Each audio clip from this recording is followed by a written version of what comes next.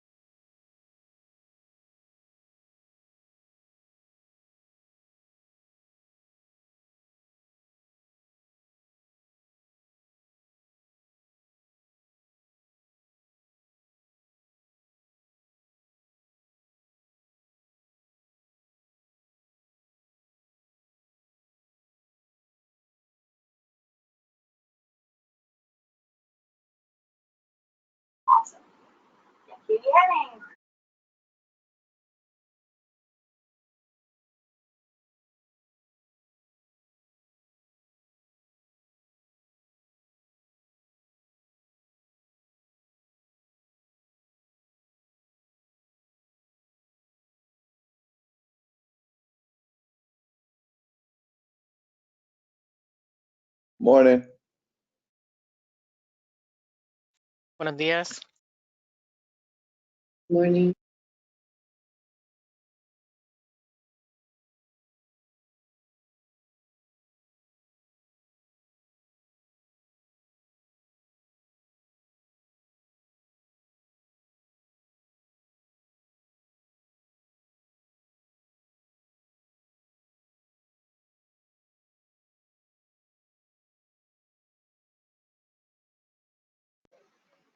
Buenos días, ¿me escuchan? Perfectamente. Te escuchamos muy bien. Gracias, Chel.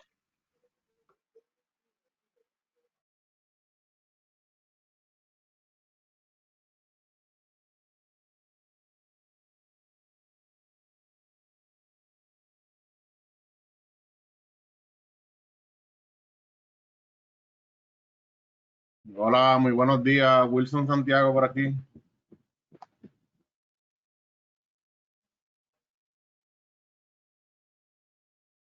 Buenos días, Wilson. Hola, Natalia. Saludos.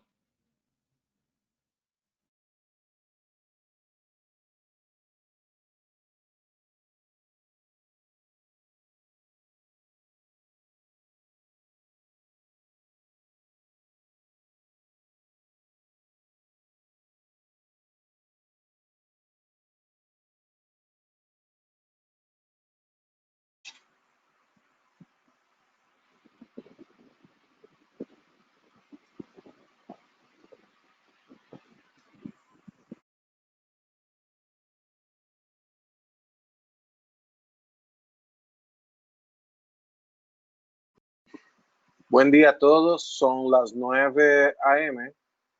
This is 9 a.m. We're gonna wait for 2 minutes more to start the meeting. Good morning, everyone.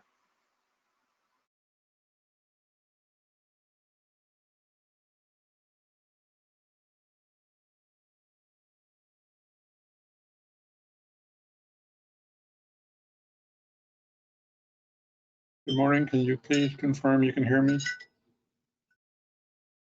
Yes, Yes, I we can can hear hear you, you. Richard. Yes, we can hear you. Thank you.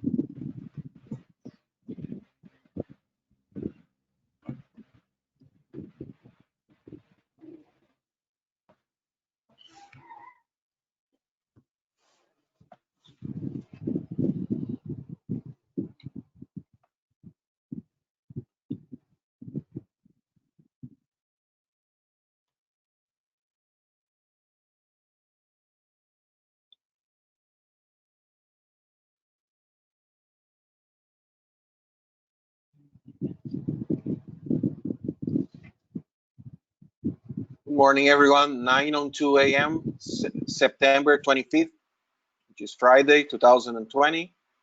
We're going to start the meeting. I am Marcos Hanke. I'm the chairman of the Caribbean Council. Good morning, everyone. Before we start, just a reminder, ask for a turn to speak using the chat with the emoji, or raise your hand or write turn to speak. Be to the point, very brief, because it's a virtual meeting and that's very helpful to everybody. If the system crash, we have a secondary option of a platform on Google Meet. I will instruct if we need to change to Google Meet, we wait for 10 minutes and we change for the other platform, but otherwise we're gonna stay on this platform. And we're going to start now with the roll call. Natalia, can you help me? Sure. Okay, Good Marcos, morning, everyone. for the record, what we are going to do from now on is that Natalia will read the names that are on the list of attendees. That will save time. And then those people who are on the phone that we cannot identify, Natalia will give time for them to identify themselves. Go ahead, Natalia. Thank you. Good morning, everyone.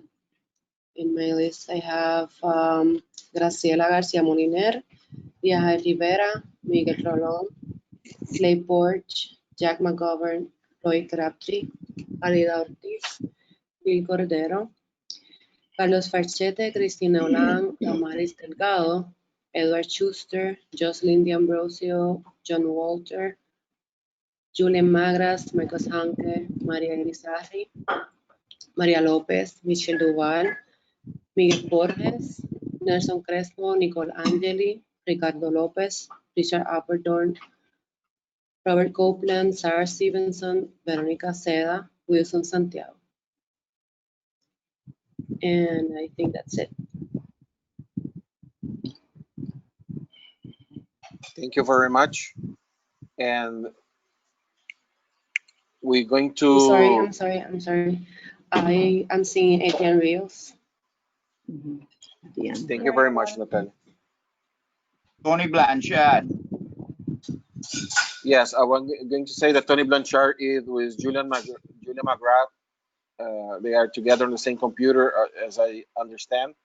Thank you very much for Julian for this support and for Tony to be there. We keep going on. We're going to have an approval for the agenda now. The agenda have from 9 to 12 a.m. 5-year strategic plan. We have lunch break from 12 to 10, from 1 to 2:30, the EO 13921 discussion, then other business. For other business, I want to recommend to include brief discussions on the approval of the 170 verbatim transcriptions from the last meeting. It's all posted on the webpage of the council. IBFM announcement with some brief details made by Maria del Mar, and the Zoom meeting, the status of the use of the Zoom meeting by Miguel Rolón, and the executive order, a virtual education for marine reserves. Miguel Rolón gonna do that too. And also the last item I want to add to the other business is the meeting on October 7th between the OAP, the Outreach and Education Panel, DAP, and officers. We're going to discuss that on the end of the meeting. Any comment? Or for the record, the lunch is from 12 to 1 o'clock, not from 12 to 10. Okay, thank you. Okay, go ahead. I would like a motion to approve the agenda, or any comment? Carlos Fishery, motion to approve the agenda is read. Second, Tony Blanchard. Thank you very much to all. All in favor, say aye. No. Aye. Marcos, because we don't have a president is ready to say any opposition, the motion carries. Okay. Any opposition? Hearing none, the motion carries. We're going to pass through to the first presentation, but before that, like I said before, we are happy to announce the island-based FMP was approved. We're going to have more details on other business later on in the meeting. Congratulations to all that worked so hard for this to be a reality. We're going to start now with Michel Duval, 5-year strategic plan presentation. Hey, Marcos, this is Roy. Could I say just one thing first? Yes. Sorry to interrupt, but I wanted to thank all of you for the beautiful retirement gift that you sent me after the last meeting, the coral reef in a glass container. It did arrive and I got it, and I thank you all very much. And I'll think about my times in the U.S. Caribbean when I look at that. So thank you very much. You're more than welcome. And go ahead, Miguel. No, I was assigned to you, and Diana now can be happier because we were wondering whether you got it got it intact. So I'm glad that is there in your home. And thank you for all this work that you have done with us. Roy, I know that you will be accompanying us during the December meeting, but we just wanted to take this opportunity. I've been in the council for 40 or more years, and as a council member and staff, and you're probably one of the best RAs we ever had. You always have not only the academic background, but the interest of helping the Southeast region, and in our case of helping move Caribbean programs, issues, and plans. So for that, we are really grateful. Thank you. Yes. Now we're going to start then. Thank you very much, Roy, again, with Michel Duval. Thank you, Mr. Chairman. Can you hear me okay? Yes. Thank you. Okay, I'm just going to make this bigger so everybody can see it. Okay. So I just want to thank everybody today for allowing me the opportunity to lead you through a discussion on strategic planning and to give you a little bit of an update on where we are. So it seems like we've been doing this for a while. So I just thought I'd give a little process update first. So we launched an online survey in March of this year, and once the impacts of the pandemic became clear, we extended that through the end of July, and I provided updates to the DAPs, the Outreach and Education Advisory Panel, as well as you all on survey participation. And shortly after that, we ran into some problems with the Paperwork Reduction Act. So that required us to sort of shift our approach a little bit to develop an alternative that is really more discussion based. And so we launched this approach in August. The Outreach and Education Advisory Panel and the District Advisory Panels participated in this alternative approach. And now here in September, it's the Council's turn to do so. And so the way this alternative approach is organized was we organized things around four different discussion themes of resource health, social, cultural, and economic concerns, management and operational issues, and communication and outreach. And so the goal of these discussions was to have the DAPs and the OEAP provide us with their priorities that they think the Council should focus on under each one of these discussion themes. So we had a number of different topics under each theme, and I just wanted to note that those topics really came from the public input that was received through the development of the island-based FMPs.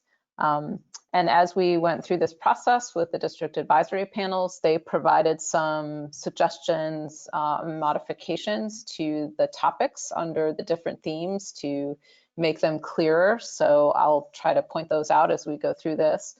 And so the other thing before we get started is, this is about priorities. So while there are a lot of different topics under each one of these themes, it doesn't, the intent of this exercise to really try to determine what to tackle first when it comes to these different types of topics. It doesn't mean that none of them are important or that ones that don't rise to the top as being priorities are not important or that they won't be addressed in the future.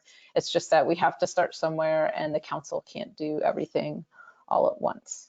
So the way I'm going to approach this is that first I'm just going to walk everybody through the different topics under each one of the four themes, and then we'll go back to the top, and what we'd really like to do is get your input on what do you think are really sort of the top 5 priorities that the Council should be focusing on as we move forward with development of the strategic plan.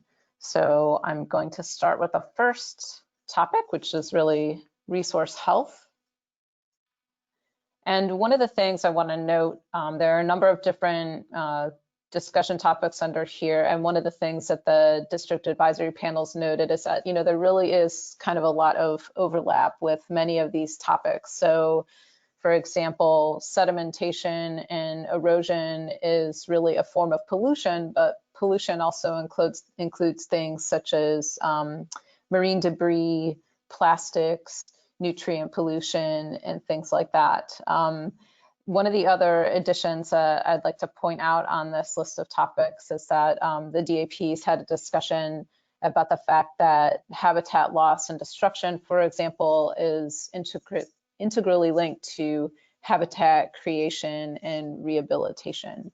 I think one of the other things that came up during the DAP discussions is that enforcement is also linked to or is key to many of these resource health topics, such as enforcement of coastal development regulations or regulations that are related to erosion and sedimentation or illegal fishing, which impacts resource health. So you can see we have just very quickly invasive species, climate change, erosion and sedimentation, coastal development, natural disasters, this topic of habitat loss, destruction, and creation, rehabilitation, enforcement, pollution, bycatch and discard mortality, abundance of bait fish or forage, lack of biological or ecosystem information, as well as data mining. That was one of the things I meant to note earlier, just that data mining is one opportunity to try to address lack of information, that there are many different data sets out there, and we can try to be wise with resources by mining those different data sets for additional information. And then the last two topics are overfishing and illegal fishing. So the next theme that we discussed was social, cultural, and economic concerns.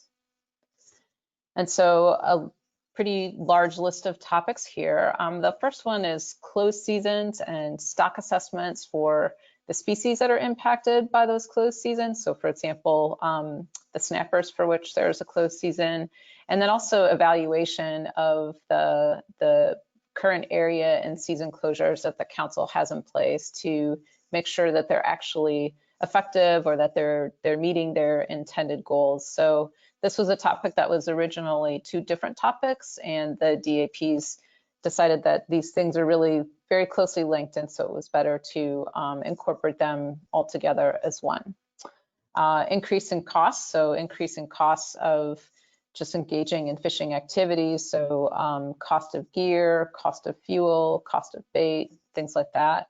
Competition with foreign fishermen, recreational and commercial user conflicts, displacement of fishing communities through such things as coastal development, the ability to support a family through fishing activities, illegal or unlicensed commercial fishers, a lack of new entrants into the fishery, a lack of social and economic data, excess gear, such as perhaps too many hooks, too many traps, etc. Market instability. So this was another one of the topics where the DAPs had some discussion in that, given the reality of the pandemic right now, that people are seeking out new ways to virtually advertise their products through things such as social media in order to try to bring some additional stability to the market, and that part of this should be about prioritizing use of locally caught seafood. The last few topics are infrastructure needs. So this includes not only sufficient boat ramps and landing sites, but also market sites. And those things tend to be two different places. The place where fishermen come in and land are not always the places where the fish are marketed. And then finally, inadequate enforcement and excess fishing capacity. So the next theme of discussion was management and operational issues. And so we have a list of topics here. The first includes accurate and timely commercial and recreational catch data. And one of the things that came up in discussion with the DAPs was mandatory reporting for all sectors. Enforcement of existing regulations involving fishers in data collection, whether that is fishery dependent data collection and different ways to do that, or collection of fishery independent data through cooperative efforts. Regulatory consistency, so this is refers to regulatory consistency between federal and territorial regulations, and there was some conversation among the DAPs that there might be instances where such compatibility is feasible and instances in which it is not. So we just wanted to make sure to clarify that. And then having clear management objectives, addressing bycatch and regulatory discards, gear limits, so a limit on the total amount of gear that someone might be allowed to have, ensuring cost-effective data collection technology, so any electronic reporting technologies that are used need to be cost-effective, balancing commercial and recreational concerns, incorporation of climate change impacts into the management program, consideration of a federal permit program, and then territorial licensing requirements. And so there was some discussion about the territorial licensing requirements for fishers. And, for example, one of the things that came up here was, considering a recreational licensing requirement in order to improve reporting. And so the last set of topics that we talked about had to do with communication and outreach. And we started with a slightly smaller list, and then through the DAP discussions, we added a couple of things. And this was not a list where we asked folks to name their top priorities. It was recognized that all of these efforts, all communication and outreach efforts were important. And so what we were asking folks for was, do we have a complete enough list here? Are there additional things in this list of communication and outreach priorities that you would like to see more detail on, or that the council should focus on a little bit more? So, one of the first things was frequency of communication. So alerts and reminders of scoping meetings and council meetings. Should that be more frequent? Should it be less frequent? The variety of tools used in communication. Different stakeholder groups prefer different types of communication, such as email, use of the website, social media, paper, text message alerts. Are there other tools that council should be considering? Educational resources, for example, information that's easily understood on science and stock assessment, information on business planning for commercial and for hire fishers, information about restaurant choices that promote local seafood, some of these things the council is already engaged in, and also including other jurisdictions and agencies such as the Coast Guard or the National Park Service that also have marine interests and may have educational materials that would be helpful. Improving general public awareness of fisheries issues. Expanding communication to other groups, sort of maybe perhaps non-traditional groups such as divers or dive shop owners, in order to increase awareness of fisheries issues. Having regular in-person outreach workshops on important topics. Obviously this is something that's very challenging to do right now, but this was a suggestion that was brought forward by the DAPs and the chair specifically, that in order to involve more people in the process, it would be great to have to pick your time wisely in between weather and fishing activities, and have an in-person workshop on a topic that's really important to fishers and that can help generate future interest and future attendance at council meetings and in the council process. This next one, clarity and simplicity of presentations, very important. There are a lot of acronyms and there is a lot of jargon in the fisheries management process. And so, in order to make sure that people feel comfortable in this process and that they want to come back, it's very important to increase the clarity and simplicity of presentations. And then finally, this was something that was added through the DAP discussions, was to expand the role of fishery liaisons beyond participation on the outreach and education advisory panel, and that this will help increase liaisons' understanding of fisheries issues and will also increase public understanding of the role of liaisons. And one example that was provided is having the liaisons give a presentation of each island's activities at future council meetings. So that was a list of different discussion topics under each one of these 4 themes. And so, like I said, we're going to go back, and what we'd really like here is to have input from around the council table about what you all believe are the top priorities within each of those 4 areas. But before we do that, I did just want to quickly outline the next steps in the process. So one of the things that we're going to do next week is we're going to be launching an online comment form that we're going to have open through the end of October. So, the DAP members were diligent in going out and, talking to fishers in their areas on their islands to gather input, but we wanted to make sure that anybody, any member of the public who was not able to attend one of these public discussions still had another opportunity to provide input on what they thought priorities would be for the council under each one of these areas. So once that is completed, we'll be working on analysis and summary of all the input and report preparation. And then the plan is to give a presentation to you all at your December meeting on all the input that's been gathered and the results from that, and then start drafting the strategic plan in early next year.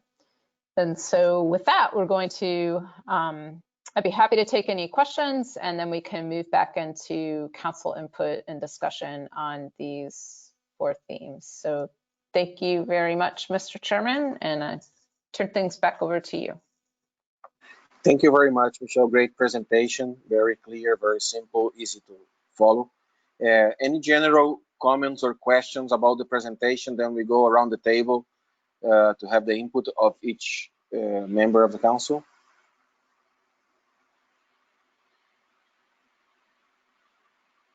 Hearing none. Michelle, how you want to go by this? Start around the council members to have their comments on any specific, any slide you want to keep it up to facilitate the discussion? Thank you, Mr. Chairman. I think that would be best if we can go around the council table, and we'll keep this slide up here and ask folks, of these resource health topics, what do you think are the top 5 that the council should consider focusing on in the development of its strategic plan? So that's the information we're looking for from everybody. One question, you want any kind of prioritization for them to go from 1 to 5 or something like that, or in general? Just in general, we don't need people to say this is number 1, this is number 2. What we're really looking for is really just, are there 5 of these that you think are the most important? We're not asking for any ratings or any rankings. Perfect. Let's go around the table with the council members first. Let me see here who is on my list first. Carlo Facchetti. Yeah, good morning. I do have a printout of this, but I don't have it in front of me. Go to someone else right now so I can get that printout. I need to review something here, but I do have something to talk about when it comes to outreach, but I'll do it. I need to get my printout. Okay, no problem, Carlos. Thank you. And if you have anything on written, yes, go ahead, Miguel. In order to structure the discussion, we are going to do one by one. So what we need to know is, out of this resource health topics that we have here, which are the top 5, which you would like to add anything to it, which are some that you can combine. And we need that from each council member. Then we will continue the same thing until we cover the 4 ones. Try not to mix outreach and education, socioeconomics, and all that. Wait until we have the slide that Dr. Duval is going to present to you. So the first time around, we need to hear from the council member the same way that we did it with the other groups. Which are the top 5 that you have for the health resources? And then Diana and I will help Dr. Duval by tallying this up. I believe that yes, you should say my number 1 is this, my number 2 is this one, because that's the way we are going to tally this up. Okay, you Miguel. can start with yourself if you want as an example, because you already did it. I will start with myself, and I have here number 1, erosion and sedimentation. Number 2, let me take this screen of the shot away for me to read everything. Number 2, habitat loss and destruction. Number 3, bycatch and discharge. Number 4, pollution. And number 5, lack of biological or ecosystem information data mining.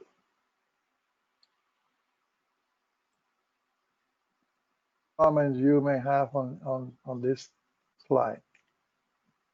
General comments If I have any general comment, that you may have, yes. If not, that's okay. We go to the no, next one. I don't have any general comment right now. I was not ready to comment specific on each of them. I just have the list. When I filled my form, I put my comments on the form. When I did with a little more time. So, Mr. Chairman, I'm just seeing in the chat a question from Damaris, if I could just repeat what the different topics are on the screen. So I'm just going to quickly do that before we move on to the next person, if that's okay. Yes. So thank you. They are invasive species, climate change, erosion and sedimentation, coastal development, natural disasters, habitat loss, destruction, and creation, rehabilitation, enforcement, pollution, bycatch and discard mortality, abundance of bait fish or forage, lack of biological or ecosystem information, data mining, overfishing, and illegal fishing. Thank you.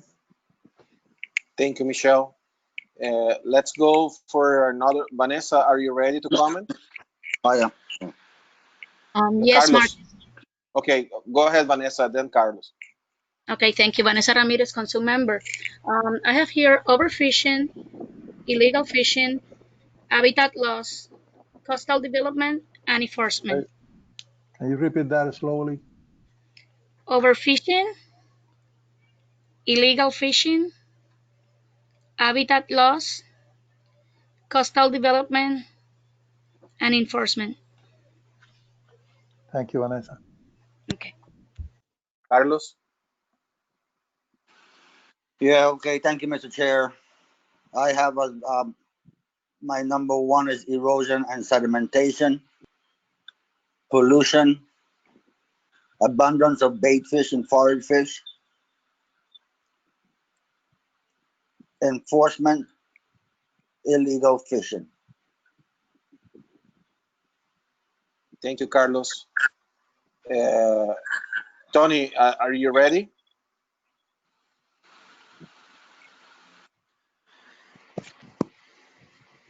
Go ahead. What I have here to the top of the list is climate change. Then it's coastal development. Then I have habitat loss or destruction. Then I have lack of biological or ecosystem information data mining. And to the end of my list, I have invasive species. Thank you, Tony. The representative of Virgin Islands. I don't know. Hi, good morning. This is Nicole Angeli. Welcome, Nicole. Thank you very much. So the top 5 that we have are habitat loss, destruction, and creation, rehabilitation. Second, enforcement. Third, climate change. Fourth, pollution. And fifth, lack of biological or ecosystem information and data mining. Thank you. Puerto Rico, DNR. Hi, yes, good morning. Good morning. We have pollution, habitat loss and destruction, overfishing, lack of data and data mining. Am I missing one? Oh, did I say overfishing? Yes. Okay, so 3, 4. Illegal fishing, I would say also. Thank you, Damaris. Yes. Who I'm missing?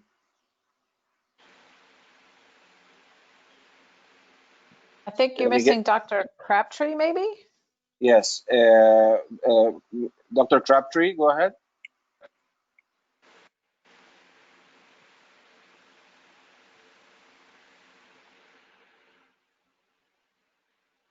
Are you able to hear me? Yes, now.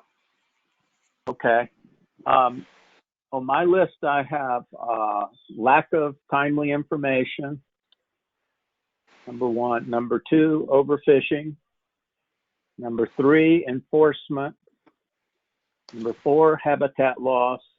And number 5, illegal fishing. Thank you, Roy.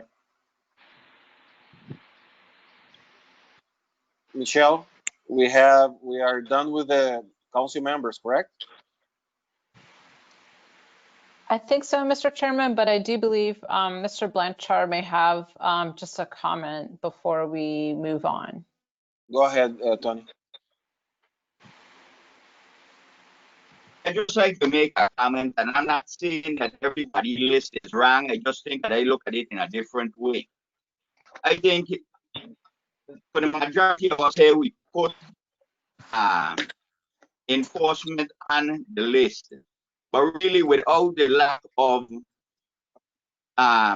addressing the climate change, the coastal development, the habitat loss, the lack of biological information, and the invasive species, the overfishing, the illegal fishing, and the lack of enforcement, will change the thing because we don't even have to worry about that. So that was my comment.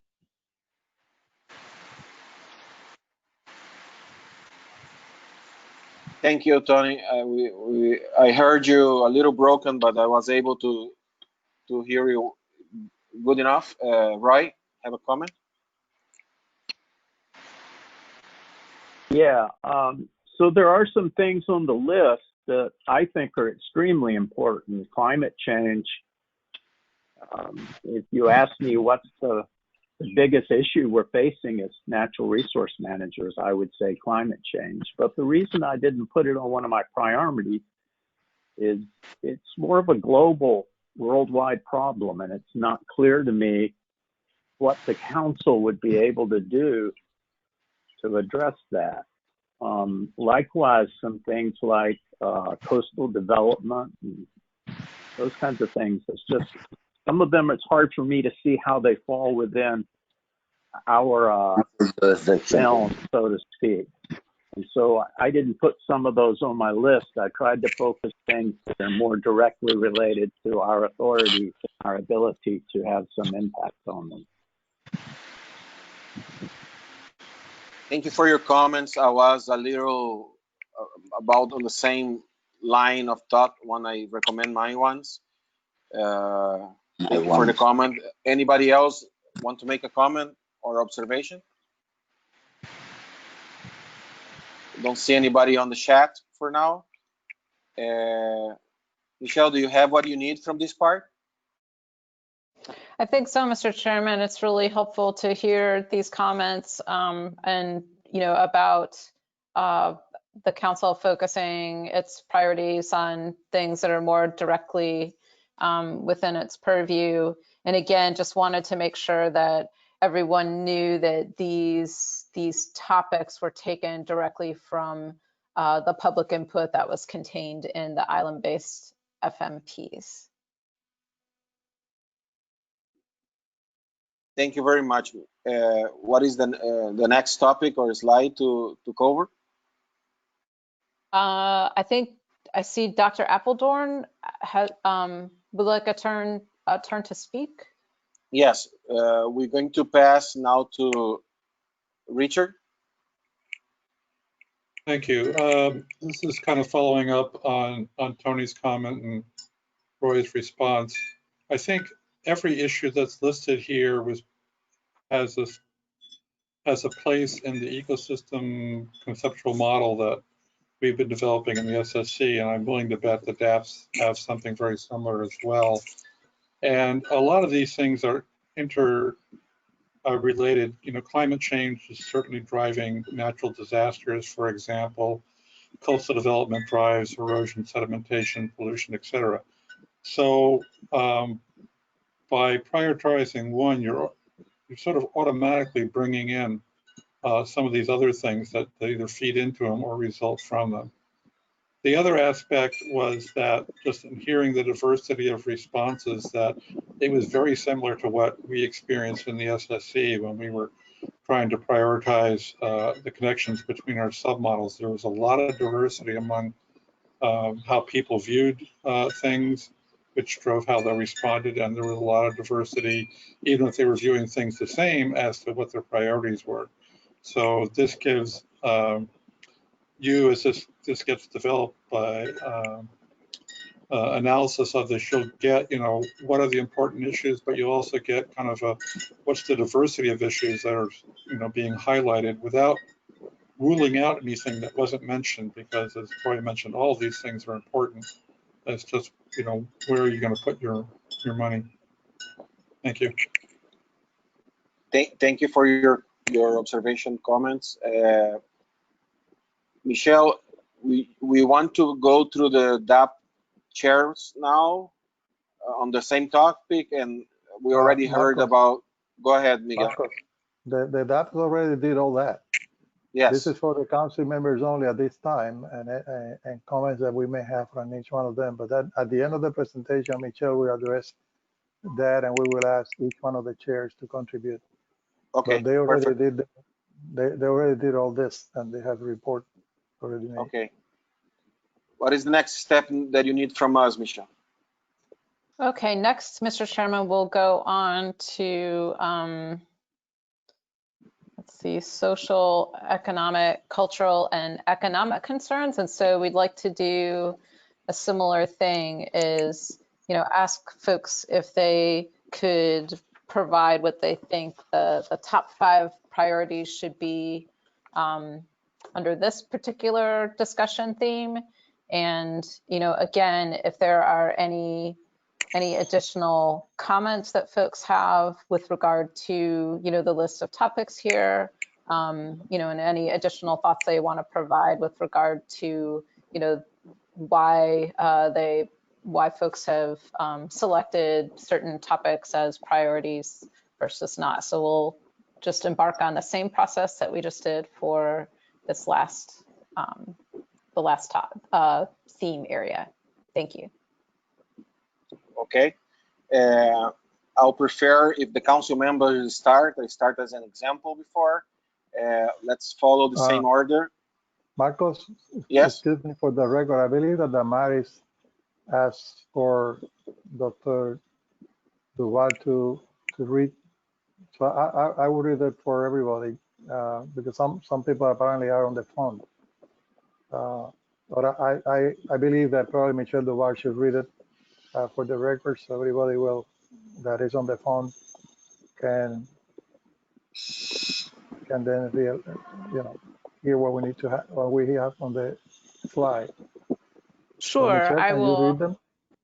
Yes, absolutely, Miguel. So the first topic under here is closed seasons and stock assessments for those impacted species. In other words, the species that for which the closed season has been established, and then evaluation of area season closures to make sure that they are, to see what impact they're having and whether they're meeting their intended goals.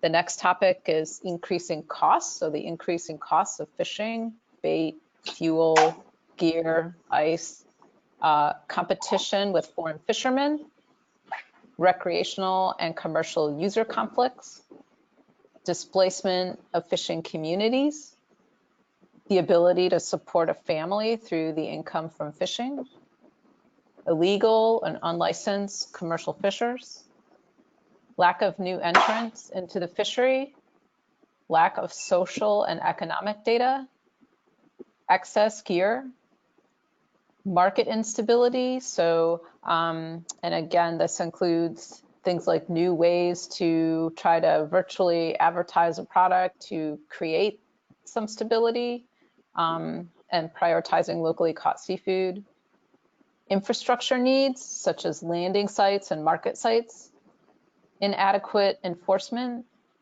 and excess fishing capacity. Thank you very much. Marco, Yes, Marcos. Tony, go ahead. Can she bring it up on the screen because we just got knocked out the computer and I can't see the list. It's on the screen. It's on the screen right now. It is? Well, I Yes. gotta be looking at the wrong place because I'm seeing you on the phone. Yeah, if Swipe you're on the the phone, screen. you need to have a screen in the computer to see it, but then you don't want to start your camera. Yeah, you cannot see that on your phone. Okay, I'm going to Tony. I'm going to take a screenshot of the list, and I'm gonna Okay. send to you over the phone. Okay. Okay, all right, thanks.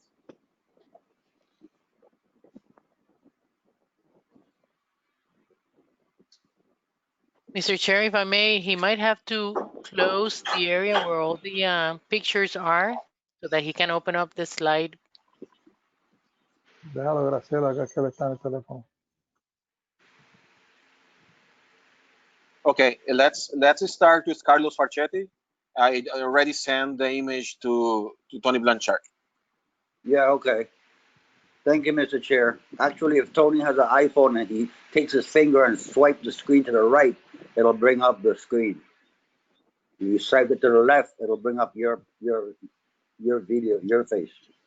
Anyways, for my number one, I have closed season and stock assessment for impacted species and evaluation of area season closures. Then I have recreational and commercial user conflicts. Then lack of new entrants into fishery. Number 4, infrastructure needs, landing and market sites. And number 5, inadequate enforcement.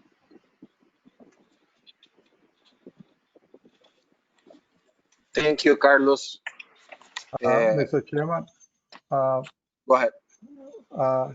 here, notice that we encompass closed season and stock assessment and assessment of evaluation closed areas into one. And it was separate at the beginning, so just for the record, that's what we have, one. Okay, thank you. Vanessa? Yes, Marcos, thanks. Vanessa Ramirez. Practically, we have the same 3 in the order: closed season and stock assessment, recreational and commercial user conflict, lack of new entrants, and also have competition with foreign fishermen and inadequate enforcement. Thanks. Thank you, Vanessa. Tony, are you ready to make your comments?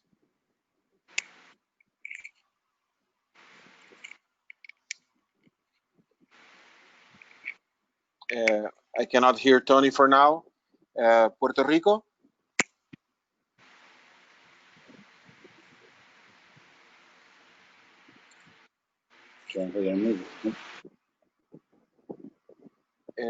Damaris, can you hear me?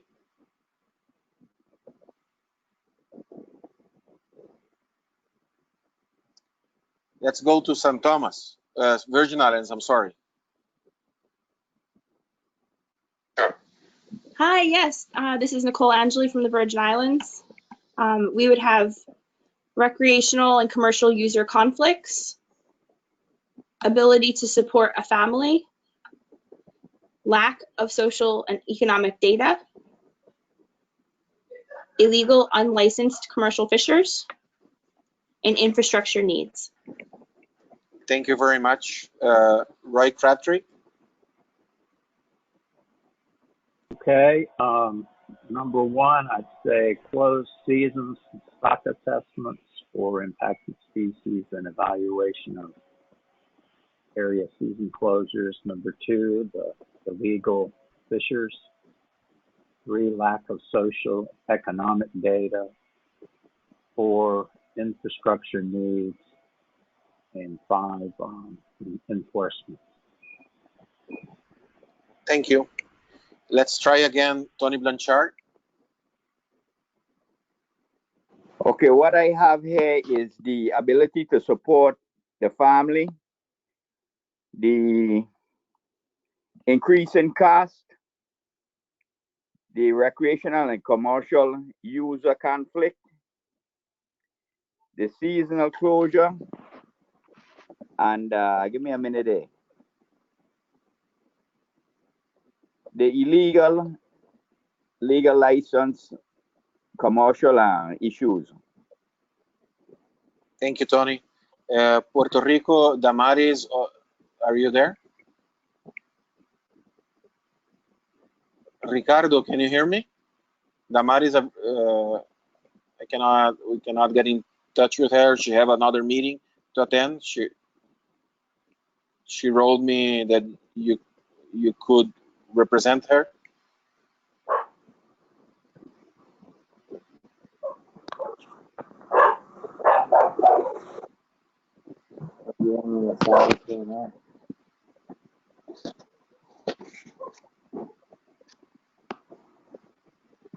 Ricardo, can you hear us?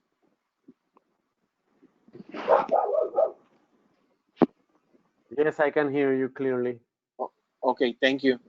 I cannot get in touch with Damaris. Can you support us on this topic to choose the DNR priority? I will try. I was having a lot of problem to connect to the meeting until right now. Okay, So thank you. If you can give me a little brief about that, and I will try to help. Hey, Ricardo, what we are doing today is that Dr. Duval is presenting 4 groups of topics that we would like to hear the top 5 according to your opinion, personal opinion. It not necessarily have to be the position of the Department of Natural Resources, but based on your professional opinion, what are the top 5 topics that we would like to include in our 5-year strategic plan? Doesn't mean that the rest of the list will be scrubbed away. What we are looking here are the priorities according to the best opinion that we can get, professional opinion from all involved. So at this time, if you can see the slide, you have several under social, cultural, and economic concerns. We have several topics, and you may have, take your time and jot down according to your best professional opinion, what are the top 5 that should be included in the strategic plan? And again, doesn't mean that the others will be eliminated. It's just that we will pay more attention than in the writing of the 5-year 5-year strategic plan, those topics that come on top. To give you an idea, from the people that already talked, we have that closed season and assessment. The number 1 is top priority, and recreational commercial uses is also top priority, followed by illegal unlicensed fishing, infrastructure needs, and inadequate enforcement. So that's what we're looking for at this time.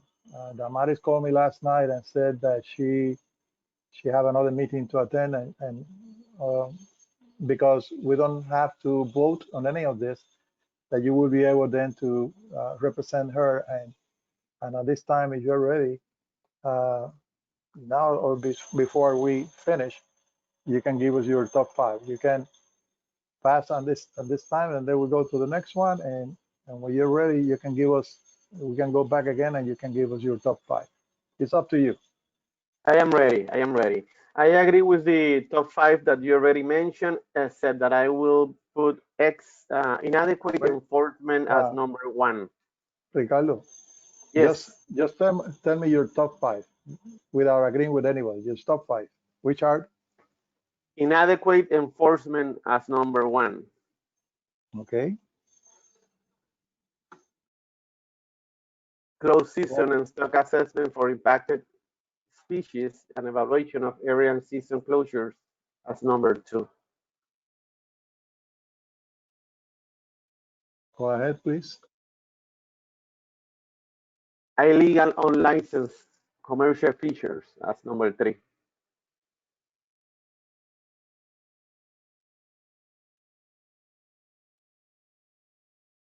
Infrastructure needs as number 4.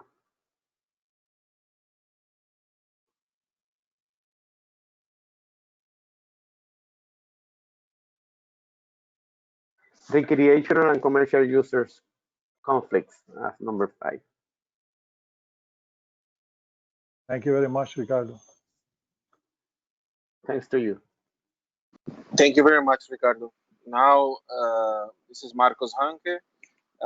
My priorities are close season and evaluation, increasing costs, infrastructure, recreational and commercial fishermen conflicts, inadequate enforcement. Those are my 5.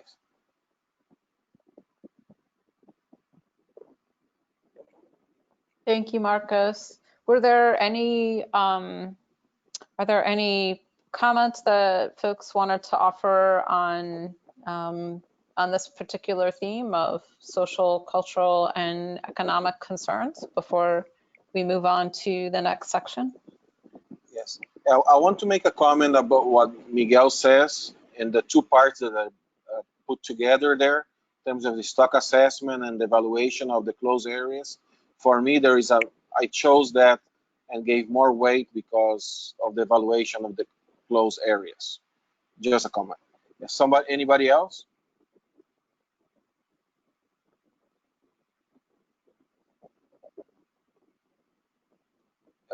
Richard?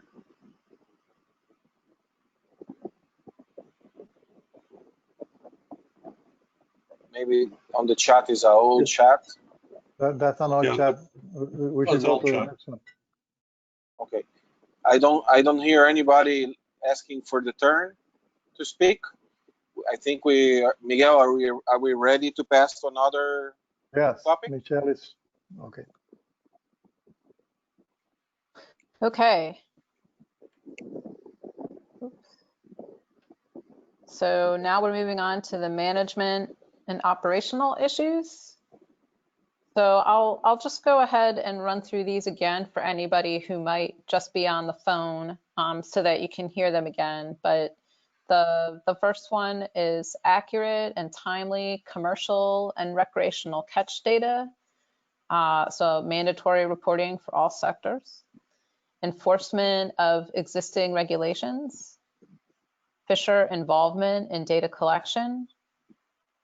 Regulatory consistency. So this is federal and territorial regulatory consistency where such compatibility is feasible. Clear management objectives. Bycatch and regulatory discards.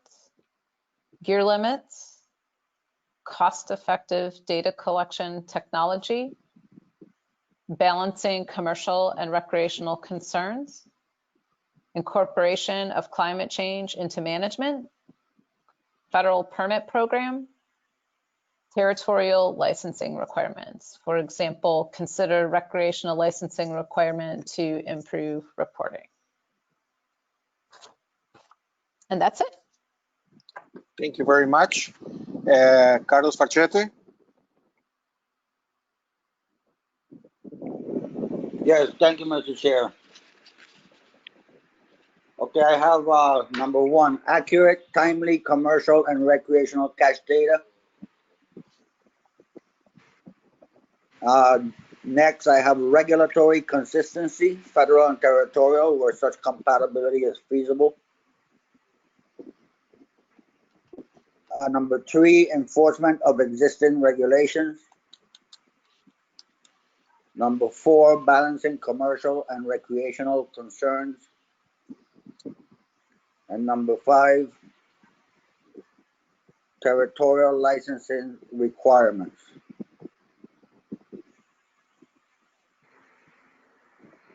Thank you, Carlos. Vanessa?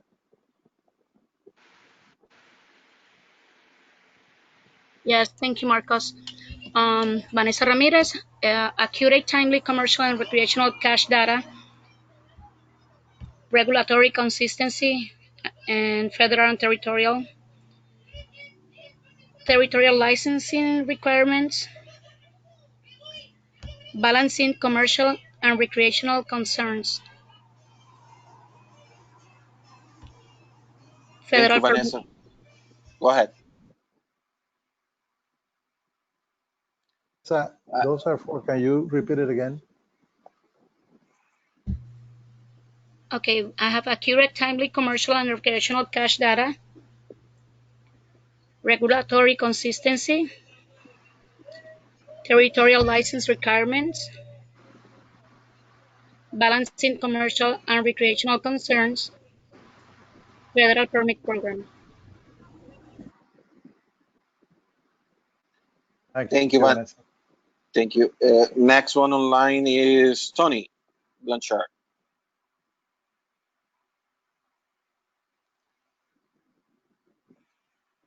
What I have is the accurate and timely commercial and reg data, the enforcement of the existing regulations, the balancing of the commercial and the rec concerns, the gear limits, and to the end of the list is incorporating climate change into management. Thank you, Tony. We have DNR.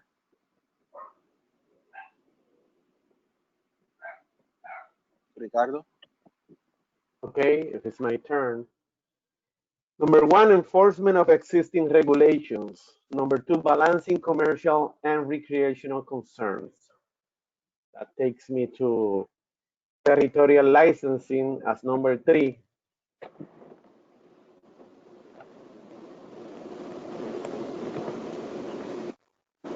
And accurate, timely commercial and recreational catch data as number 4.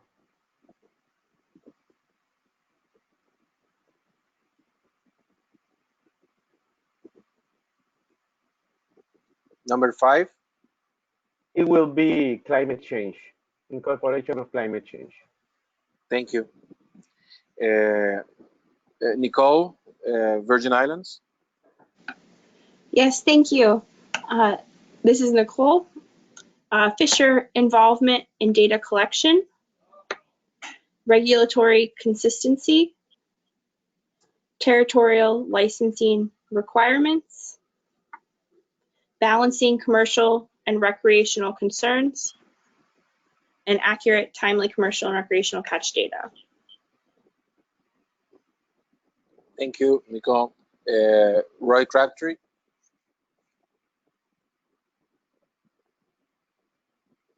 Okay, as the accurate and timely commercial recreational catch data, number 1. Regulatory consistency, federal and territorial, number 2. Federal permit program, number 3. Territorial licensing,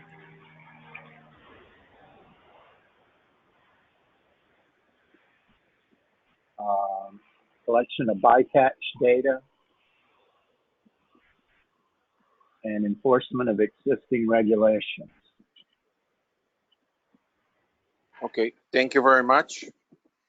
I have accurate and timely data, enforcement, regulatory consistency, federal permit, and balancing commercial and recreational sector.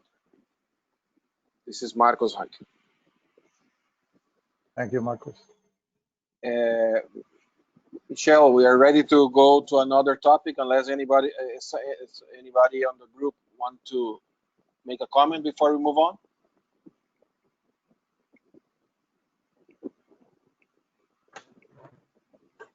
Okay, next topic, Michelle. Okay. Next topic is communication and outreach. And so this one is a little bit different. You know, all of these issues are important. The frequency of communication, you know, having alerts and reminders of scoping meetings, council meetings, advisory panel meetings, you know, the variety of tools that are used in communication, educational resources, all of these are important topics. What we're really looking for here is, you know, are there things that we are missing? Are there Do you have, input on how frequently the council should be communicating with fishers or with other stakeholders, with the general public? Do you have any input on the variety of tools that should be used in communication? Which tools are preferable? Are there tools that we're missing, such as radio or newspapers? Are there different types of educational resources that the council, that it would be helpful for the council to either develop or reach out to other partners to provide links to that? Are there other ways to improve general public awareness of fisheries issues? Are there other groups that the council should be expanding its communication to? Are there certain topics that would be ideal for in-person outreach workshops? Do you have suggestions for how to improve the clarity and simplicity of presentations? In terms of expanding the role of the fishery liaisons, beyond participation on the OEAP, are there different things that the liaisons could do to help increase public understanding of fisheries issues? So we're not necessarily looking for top priorities, because these are all important. We're looking for additional things that the council should be focusing on in terms of these different topics. Thank you. I have one comment they're gonna do on the end. Carlos Farchetti.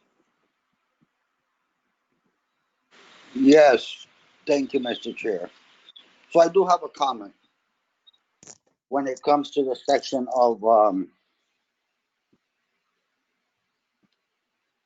improving general public awareness of fisheries issues and expanding the role of the liaison.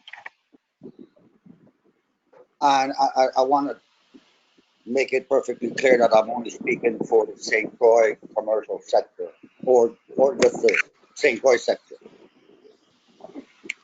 I believe that workshops for the general public can be done in meeting rooms when it comes to the recreational user or just the general public. However, when it comes to the commercial fishing sector, commercial fishermen really don't like to take the time to go out and meet at hotels or meeting rooms, or I think it'll be more successful if the liaison and persons like the Fish and Wildlife staff or even enforcement officers, because I always believe in education first and enforcement after. I think that that type of outreach should be done at the sites where the fishermen sell their produce. We need to be able to stop by those guys where they're selling in the afternoon around guaranteed for 1 o'clock and have a chat with them. I do that quite often, and I think I get to the fishermen a lot better than trying to get them into a meeting room. That has never been very successful. That's my point.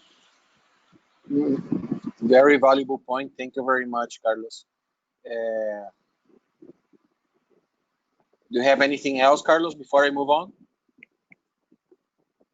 No, that'll be it. I just believe that reaching out to those guys where they're at in the street is better than trying to get them in a meeting room. Or maybe creating some tools for you to distribute or give to them as education materials that are appropriate for what you're saying to. Anyway, we keep going. I agree with you, Mr. Chair, but they need to explain whatever they're going to be handing to them. Just don't come by, hand it to them, and say, "Hey, take a look at this." Have a chat. It's important to have. I agree with you. Vanessa? Yes, thank you, Marcos. Well, my comments are going to be practically based in educational resource. As Tony says, we need to start practically giving that resource directly to the especially commercial fishermen, because they usually don't like to be, as he says, in these meetings or these things that take long time. So we should start with the practically putting or using those tools that we already have, like the ones that they like to use, like Facebook or YouTube, just to make them more conscious about the things that are happening. And also we need to include to improving the general public awareness, so they understand why all these regulations are made. Thanks. Thank you, Vanessa. Tony Marcos, Blanchard? Yeah. before they go, on behalf of a couple of fishermen, that we discuss issues, these issues with them, among them Julian, Ruth, and Tony that are here. The line that said improving general public awareness of fishery issues, we would like to emphasize fishery issues such as island-based FMPs and marine reserves. We would like to make sure that the strategic plan will include those two issues as top priority. And as Michelle said, this is not to prioritize this list, it's just to make it clear. The other thing is that they found that the variety of tools used in communication used to be newsletters on paper, used to be radio. Now the top one, according to Julian, Tony, and Ruth, is the social network.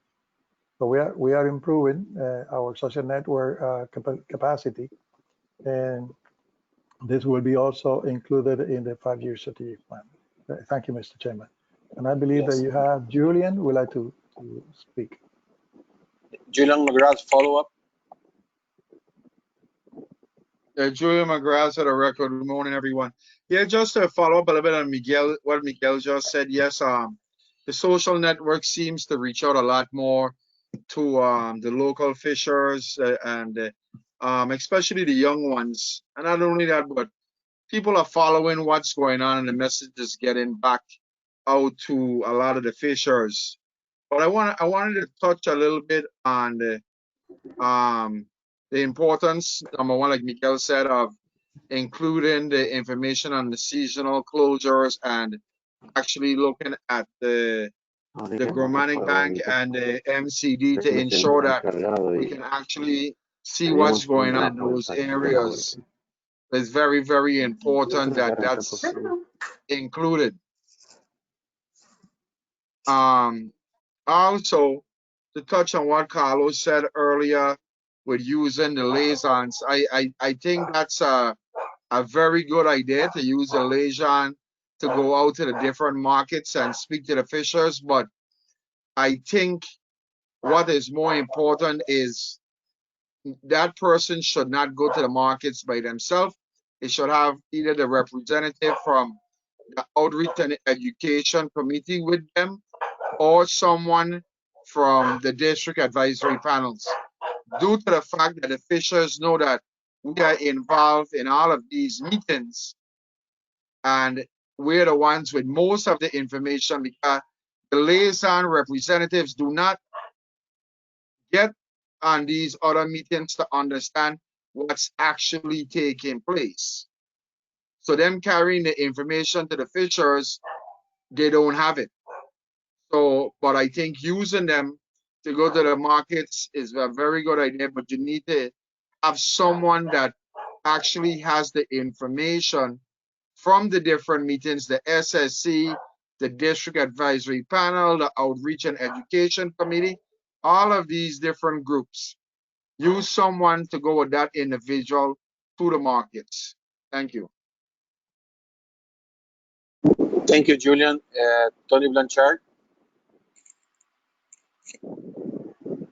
Just to back up what Miguel, Julian, and Carlos said, I believe that the liaison is supposed to be more involved in it and actually have information and know what they are talking about when they come to bring that information to be clear in what they are bringing to the people that they are bringing it to. I, just like Carlos said, I don't believe handing them a pamphlet and going your way is going to cut it. So, and I do believe, like Mr. McGrath said, we need somebody from one of those committees to be with that individual to basically be as a backup. But in my opinion, the liaison's job is to bring forward that information, to be like a translator. So I think they should be up to speed with what is going on themselves. Thank you, Tony. Miguel, you want to follow Yes, up on just, something? yeah, just to inform that I was talking to Julian and other people in the past and Tony, and we follow a recommendation they made. So on this topic, we are going to have a meeting on October the 7th. The morning will be dedicated to the DAP St. Thomas, and hopefully the official from the local government will attend to talk about the model for the ecosystem, or ecosystem model. But then in the afternoon, we will have a meeting with liaison officers, all of them.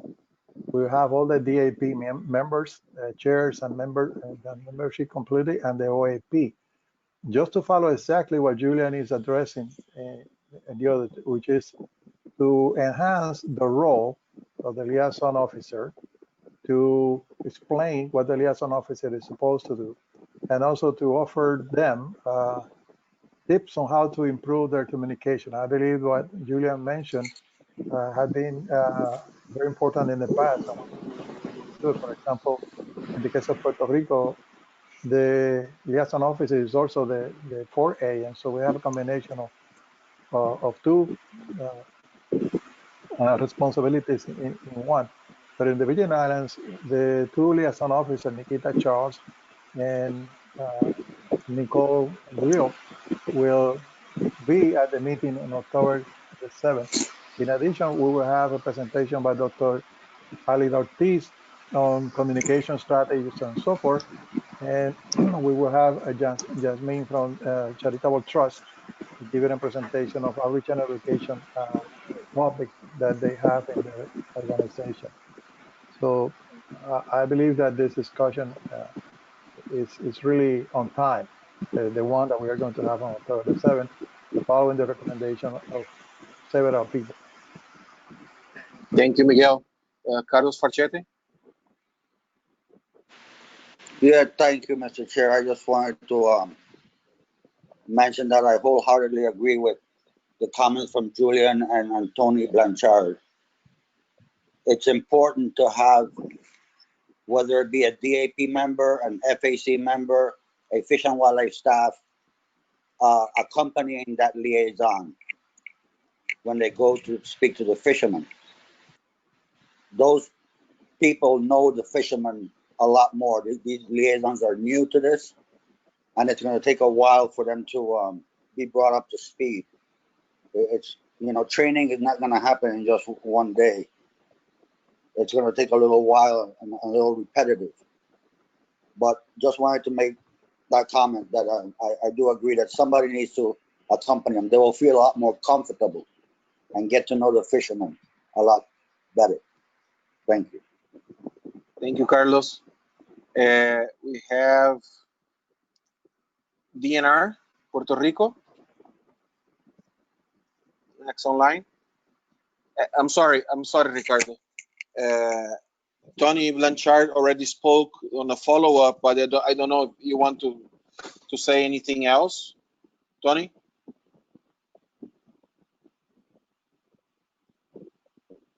No, I good for now, Marcos. Thank you. Ricardo, DNR, Puerto Rico? Yes, as you explained, it is different in Puerto Rico. Our two liaisons, the last one and the present one, they are doing very well with the fishermen.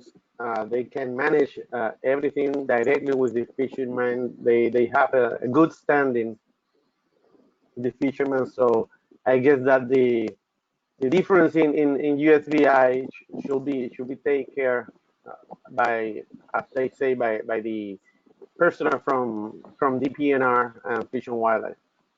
So I agree with them. We need to manage that. That's all I have to say.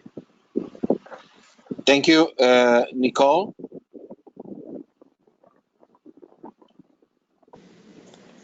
Thank you. Thank you for the opportunity to have fishery liaisons. I think that we've seen great work from them in identifying program needs. And when we do expand communications, we would do that. So I just wanted that to be on the record. We would work very closely with the FACs. They are currently on the FACs. They will be meeting fishers and working within the groups. Are we doing the top 5 as well? No, just comment about the topics that are on the screen. That was all I had for that. Thank you, Nicole. Ray Crabtree, and I have Ed Schuster for a comment later. This is Jack McGovern. Roy had to step away, and Maria might have a couple of comments, but a couple of things that I think is important has to do with the educational resources and MRIP in the Caribbean. I think is really important in educating the fishers. And another thing on here that I think is important is the clarity and simplicity of presentations. And as Michelle said, there's a lot of jargon, and I think it's important to make presentations easier to understand that go to the council. And Maria might have a couple of things as well to say. Maria Del Mar? Maria? Yeah. Maria Lopez? Yeah, good morning. This is Maria Lopez from NOAA Fisheries. Yeah, I agree with Jack, and I would also like to extend our support for the role of the fishery liaison. We believe that role is very, very important. And we also think that whenever possible, those regular in-person outreach workshops are really, really important. And this is also what MREP comes to. I know that right now this is not possible, but once we're able to resume life as we knew it, I think this is something that we can definitely support and continue doing. Thank you. Thank you, Maria. A follow-up by, I have here, 1 second, Edward Schuster. Yes, morning. Ed Schuster for the record. I just wanted to make a comment about the liaison. It's a very good gesture that we're coming forward to.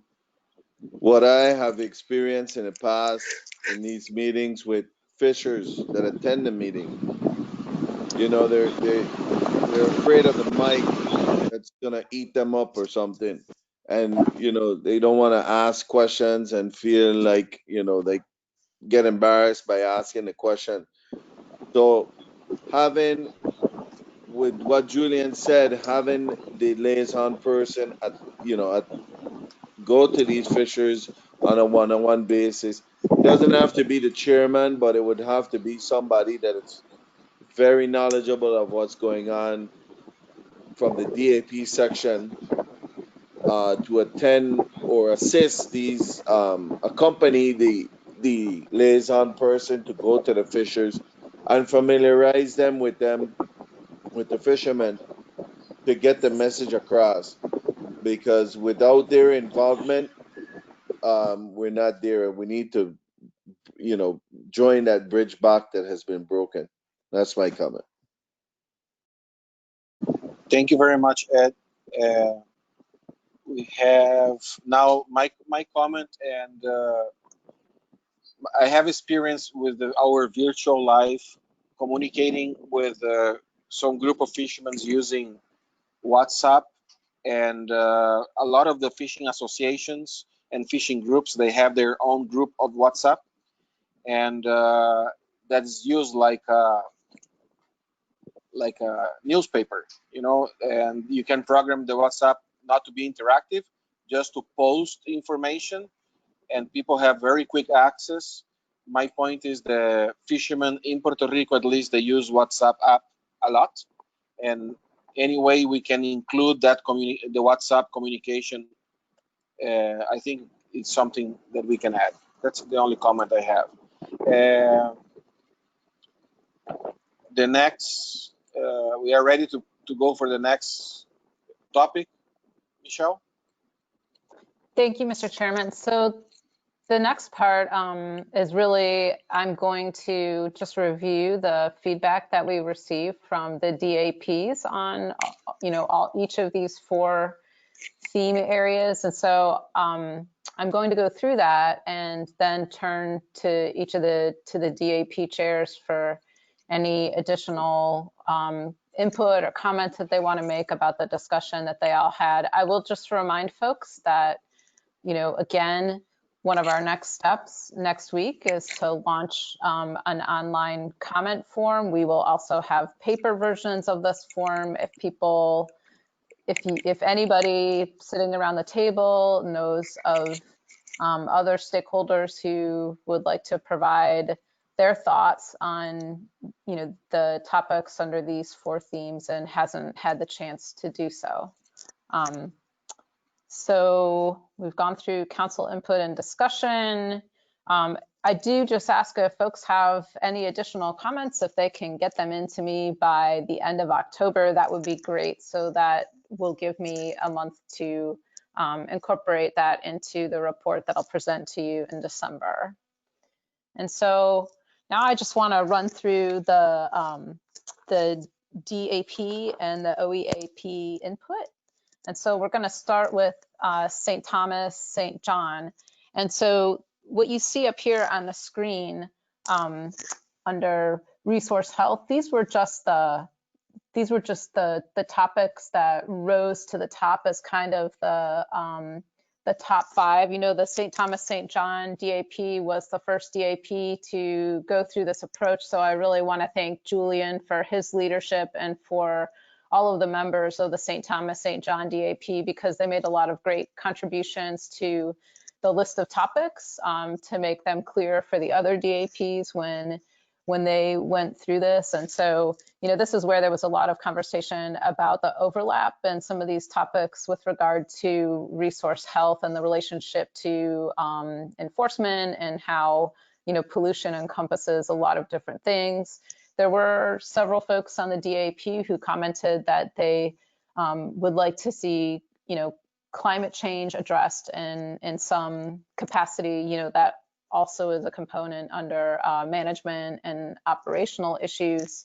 I think another, so just to read these off: habitat loss and destruction and creation and rehabilitation, lack of biological or ecosystem information, erosion and sedimentation, enforcement, and coastal development were sort of the priority areas that came out under resource health. For social, cultural, and economic concerns, the closed seasons and stock assessments for the impacted species and evaluation of those closures was very popular. Inadequate enforcement, infrastructure needs, the landing and market sites, and there was a lot of conversation about how the landing sites and market sites are not the same things, and as well as illegal, unlicensed commercial fishers and lack of social and economic data. And then just for the management and operational issues, having the accurate and timely commercial and recreational catch information. There was some discussion of, having mandatory reporting for everyone, or, discussion about how, reporting is voluntary. And even though we ask for things, sometimes there's a lack of timeliness in the reporting of data. Enforcement of existing regulations, having fishers involved in data collection, a focus on territorial licensing requirements. And for example, this was where it was raised, having a requirement for recreational reporting in order to improve the catch data. And then finally, incorporation of climate change into management. And then under communication and outreach, you've heard some additional feedback from Julian on this. But again, all topics were important. I think everyone agreed that more education and outreach was needed this DAP really discussed quite significantly expanding the role of the fishery liaisons, as well as talking about the clarity and simplicity of presentations, and that fishers really would like to understand what these things mean, but seeing an equation on a screen really does not help in that regard. So it's important not just for fishers, but also for the public and tourists to understand these issues by having clear, simple language. There was a lot of discussion about how the tools used for communication and outreach are generational, and you all just spoke about this a little bit earlier, the expansion of social media versus the daily news or the radio that excuse me, older generations still prefer, like the paper, the daily news or the radio, whereas the younger generation relies more on social media. Having meeting reminders was a great thing. Julian described how he reminds his members of an upcoming DAP meeting, and using text messaging or WhatsApp. He creates a group and makes sure to follow up so that everybody knows when a meeting is coming up. We also discussed having a newsletter or a summary of council meetings that could be distributed or get back to the fishers. And Miguel might want to make a few comments about this. He suggested sort of preparing a quarterly newsletter and reading this out to fishers, or we could set up a webinar to communicate to fishers, what's happened after the meeting. And then finally, there was some discussion of youth outreach, just to try to, build the next generation and get folks interested in fishing. And so, Mr. Chairman, I just want to turn to Julian McGrath to ask him, to just provide any additional input from the DAP discussion. Thank you. Julian? Julian McGrath for the record. Well, I thought it was a very good meeting, and I think the discussion went well, and the members were all pleased with the topics that was brought forward. I think how this was carried out was an excellent way, and I was glad to see that the council did the same thing this morning and letting the members, pick the 5 topics, because everyone has their own opinion and looks at different topics, and I think it was done the right way, and I think the outcome, once everything is combined together, should be great. A lot of different stuff stands out. You got the data that stands out, enforcement stands out, seasonal closures stand out. So I'm looking forward to the final draft of this work that we're doing to ensure that everyone's issues or concerns is captured, and hopefully during the 5-year plan, everything will be accomplished. Thank you. Michelle? Thank you, Julian. Really appreciate that. Thank you, Mr. Chairman. So now we're going to move on to the St. Croix District Advisory Panel. So, had a lot of the similar comments as the St. Thomas, St. John DAP with regard to how a lot of these resource health topics overlap, and in particular how things like erosion and sedimentation, they end up impacting habitat loss. There was some discussion of things like fish aggregating devices to take pressure off of inshore habitats as part of habitat creation, and also discussion of how illegal fishing and overfishing are all related to enforcement, and that enforcement in some ways could almost be like the #1 problem for everything, just given that there are often regulations on the books for these issues. So, for resource health, the top 5 topics that came out were habitat loss and destruction and creation and rehabilitation, enforcement, illegal fishing, erosion and sedimentation, climate change, and I will say that pollution was sort of a close runner-up. And then with regard to the social, cultural, and economic concerns, the topics that came forward were illegal and unlicensed commercial fishers, the closed seasons and stock assessments for the species that are impacted by those closed seasons, and evaluation of the area and season closures to see how they're working, the lack of social and economic data, recreational and commercial user conflicts, and inadequate enforcement. I think there was definitely some additional conversation about the lack of enforcement, the availability of enforcement, is enforcement there? There was also some conversation of, updating the commercial fisheries licensing program and, trying to streamline renewal of licenses, sharing of data with fishers, and ensuring that there's like a, well, I'll go to the next slide for that, but let's see, I'm trying to think. I'm just looking through my notes to make sure I'm not missing some of the other comments.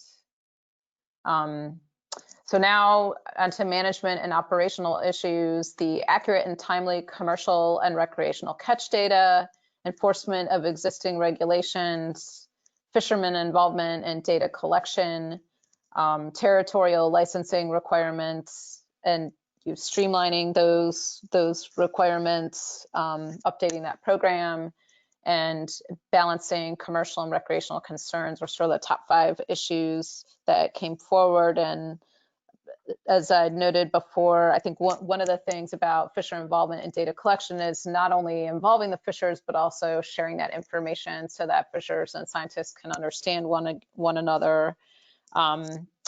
Communication and outreach, very similar conversation as to the St. Thomas, St. John DAP. Again, everyone agreed that these were all really important topics, and that any additional outreach and education that can be conducted is going to be helpful. There was quite a bit of conversation about the clarity and simplicity of presentations and how that is very important for fishers and the general public, just as the St. Thomas, St. John DAP did. And again, the generational use of tools, the same agreement that the younger generation is gravitating towards the use of social media, whereas the older generation, we still prefer newspapers and hard copy type of information. The frequency of communication was also something that came up, that the more frequent we can make our communication, or the council can make its communication, the more people are going to get involved. There was a lot of support for the in-person outreach workshops. Obviously that's a little bit challenging right now, but there was a lot of support for the idea of actually going to where the fishers are and helping them to understand specific issues. And then finally, there was discussion of outreach to some of these non-traditional groups like divers, and even potentially youth organizations, and things like podcasts that could also be used to reach out to non-traditional groups. And I'm just checking my notes to see if there's any other things that I wanted to flag for you all, but I am going to turn things over to the DAP chair, Edward Schuster, to contribute to the discussion. Thank you. Go ahead, Ed. Okay. You want to return back? Is this the first slide? Oh, we need, yeah. Okay, there. Okay. Yeah, this was very interesting. The whole group came to a level of priorities with this the resource health. If you don't have a healthy habitat for juveniles and the whole recruitment, our fishery goes down.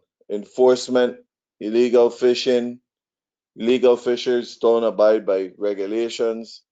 And then, all works in hand with erosion and sedimentation, also climate change, hurricanes that destroy our habitats.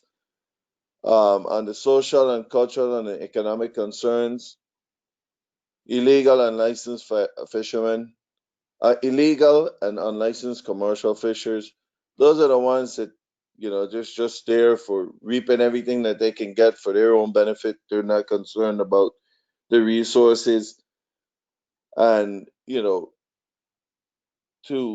restock the species in a sustainable way.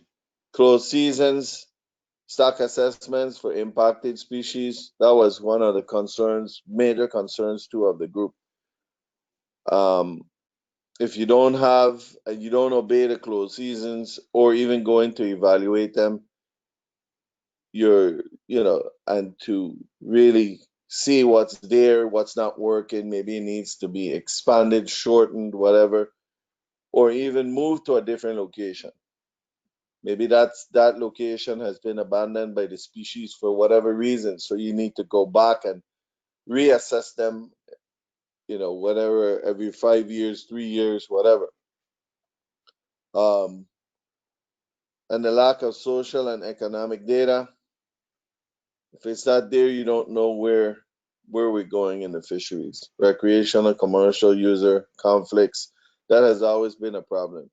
Recreational users, they go out, they catch what they need, what they don't need, or what they can't consume, and then they sell it. It comes into a market, and the commercial fishers, they have that uphill battle constantly. And then, as everything else, you can make rules and regulations till your ears are falling off. If there's nobody there to enforce these regulations, people are gonna break rules all the time. Next slide. Under management and operational issues, due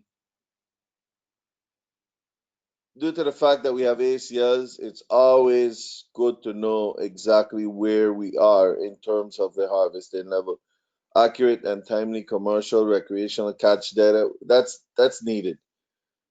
And if we could have that along with the local agencies to validate what the fishers are catching, that would be perfect.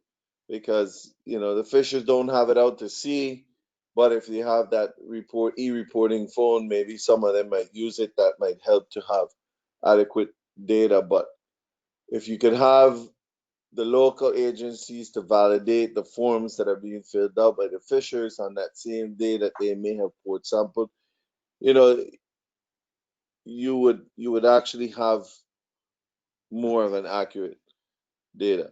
Enforcement of existing regulations, again, same thing. You need that constant policing there of the lawbreakers.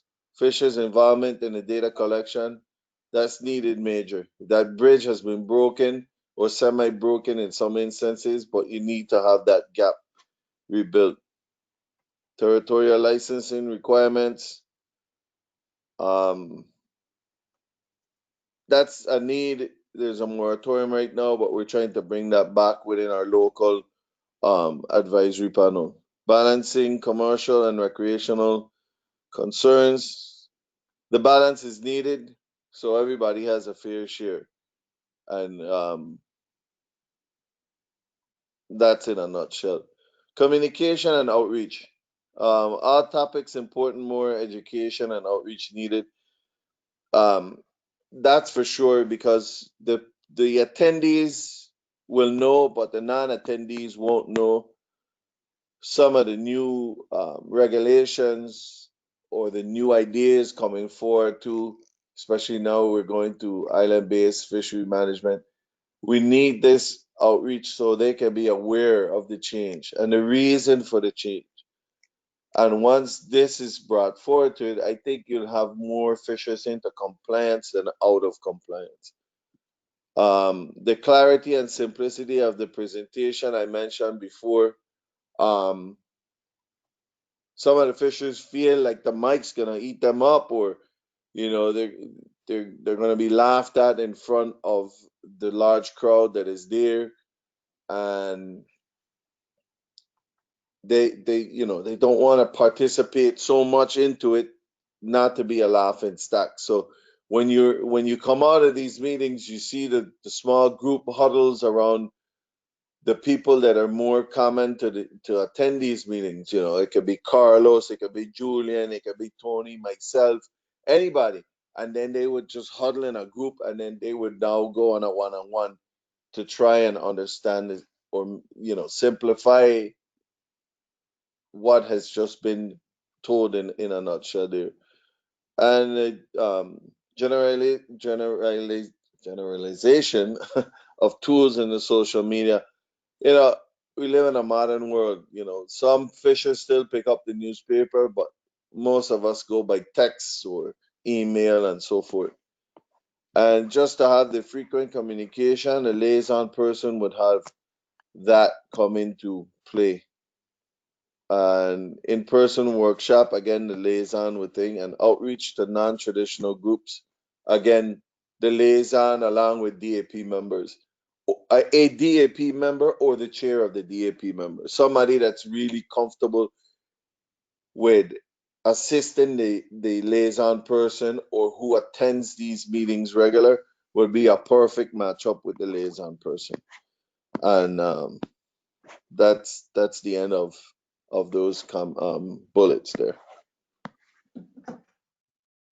Thank you, Edward. I really appreciate you adding to this. So, Mr. Chairman, I'm just going to move on to the Puerto Rico DAP. So, the Puerto Rico DAP they were the last group to go through this process. And so the top 5 that came out for priorities under resource health included pollution, erosion and sedimentation, coastal development, natural disasters, and then enforcement and habitat loss and destruction, construction, rehabilitation. Those 2 items really came up like exactly the same. So that's why you see them lumped there. Social, cultural, and economic concerns, the lack of social and economic data, inadequate enforcement, infrastructure needs. So they agreed with the need for landing and market sites, addressing illegal and unlicensed commercial fishers, and the closed seasons and stock assessments for the impacted species, and the evaluation of those closures were all very important things that the Puerto Rico DAP members wanted to see or thought that the council should focus on. And then moving on to the management and operational issues. This included enforcement of existing regulations, accurate and timely commercial and recreational catch data, having fishers involved in data collection, and having clear management objectives and cost-effective data collection technology. And then finally, under communication and outreach, again, these were all topics that were important, that more was needed, that all tools, paper, social media, everything are equally important. It just depends on the group of people that you're trying to communicate to, that there's a need for a clear and simple explanation of the agency roles. There's a lot of different agencies involved in the fisheries management process, and it's hard for people to understand when we're using acronyms and terminology that is difficult to understand. improving general public awareness of fisheries issues was important, and that this also needs to include youth and outreach to the younger generation. And similar to the other DAPs, it was noted that the liaison roles are extremely important to helping fishers understand this. We did have some conversation about the documents and management plans being written officially in English and providing translations for Puerto Rico and the USVI, and how to maybe how to improve that process by working with the folks at NOAA Fisheries. We talked about some of the text message bulletins that NOAA sends, so that you can sign up to receive text message bulletins from the National Marine Fisheries Service, letting you know when a seasonal closure is going to come underway. We also talked a little bit about use of an app called Fish Rules, and it's this is something that NOAA Fisheries has worked with the app developer on, and so all up and down, I think, the East Coast, Fish Rules is a great app that tells you what the regulations are no matter where you are. Let's see, there were a couple other things under management that I just wanted to highlight. That there was also a conversation about having the clear management objectives, that sometimes the language that is used in writing the management objectives is difficult for people to understand. So that makes it really difficult for fishers to understand and I guess get on board with the reasons for the management action. So it's really important to have that clear language. And then we did talk a little bit about data technology systems, and that there needs to be some communication efforts to explain why this is so important. So I think once fishers can understand the importance of data, then they will be more likely to comply with providing it in an accurate and timely manner. We did also have some conversation about the topic of illegal and unlicensed fishers, and that how this really goes hand in hand with a lack of new entrants into the fishery. And that was really something that came up under the social, economic, and cultural concerns, and that really I think there was, Nelson can talk a little bit more about this, but there used to be, I think, a young fisher school, and it was apparently going really well, but there were some issues with allowing women to participate. So there was some conversations surrounding that, and about the council's efforts to highlight women fishers participating in the fishery, and that kind of aligned with also bringing, educating the younger generation to help raise interest in participating in the fishery in the future. And so, Mr. Chairman, I'm just gonna go to Nelson to see if Nelson has anything that he would like to add as well.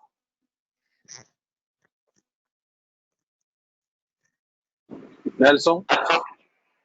Good morning, everyone. Can you pass to the first slide, please?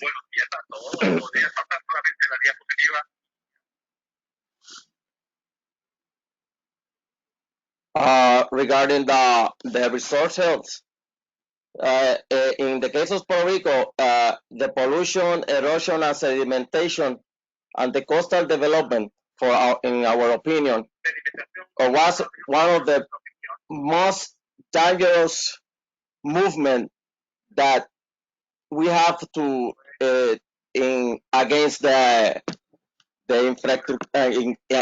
against the resources and the marine habitats. The natural disaster, we have to deal with it, but if we control the first three topics, I guarantee you that the resources is going to improve really, really good. The enforcement and habitat loss destruction and construction rehabilitation is one of the main keys we need. We need an effective enforcement to protect the habitat loss. If without enforcement, we are nothing, because all agency, every construction we have, it's, you know, they do whatever they want because we have no enforcement.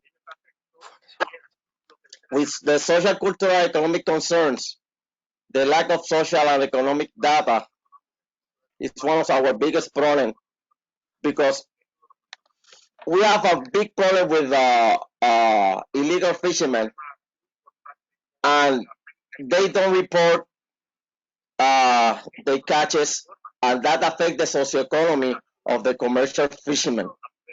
We don't know how is the health of the really health of the resources without that information. Again, with an inadequate enforcement, we cannot attend that issue with illegal fishers. Regarding the infrastructures, we need really needs better boat ramps, better access, safe access to the sea, because to this moment it's very hard, especially in my area, to deal with the weather condition. We have a small ramp, and it's a nightmare every time we go out of sea, and when we come back, we don't know how we're going to find the weather condition in shore, and sometimes we have to navigate 10 miles up to the south, 12 miles, 20 miles up to the south to find an access to develop our job.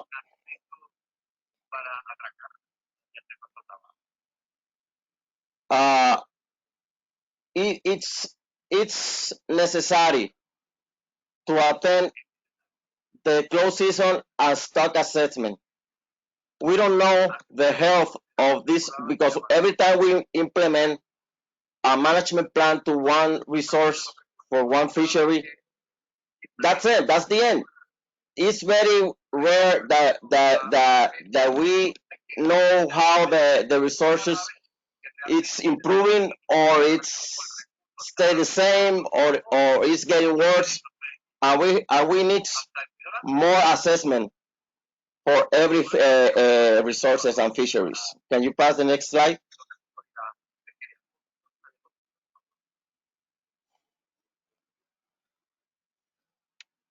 In management and operation issues, the enforcement, it's our nightmare. The commercial fishermen are the most of the time are punished with enforcement agencies, special with the DNR rangers, and the recreationals act like nothing. You know, they don't pay the same attention that do with the commercial fishers, and the recreational fishers. Everybody knows that a big percent of them are selling the catches, affecting again the socioeconomy of the fishermen. We need to have an accurate timing and commercial recreational data. That's the key.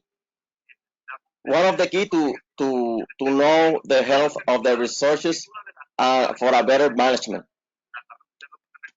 Involvement of fishers, commercial, recreational, or fishermen in the data collections are going to prove that issue. We need to have clear management of objectives. Especially, we need to speak the same language. Sometimes one regulation coming up, and depending of what you think it is, you develop your job. But in reality, maybe I'm wrong, maybe you are okay, but there's a constant confusion regarding how to work with one management. The cost-effective data collection technology, for me, and we start out with the electronic reporting, that's one of the best things that happened this year. Everybody's happy. I hope that the data, the DNR lab, start receiving the data on time and improving the data collection. In communication and outreach, like all the guy says, all of them are important.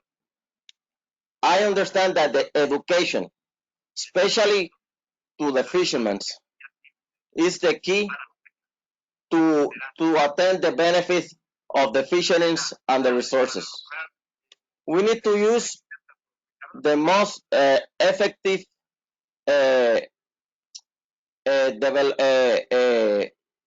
access to develop the information, and I think the social media is the key. A group of fishermen prefer, to have like a paper to put it in the fisherman village, so the fishermen that don't like to use the computer can stop and read everything, and and start understand what's going on. And again, we need to speak the same language every time. I talk with one enforcement agency, they have one opinion how to enforce one law. If we talk to another, they have another opinion, and there is a constant confusion. And then if they don't know how to enforce or how to develop the management, enforce the management of our resources, we are not going nowhere. We need to bring, especially in Puerto Rico, young blood to the fishery.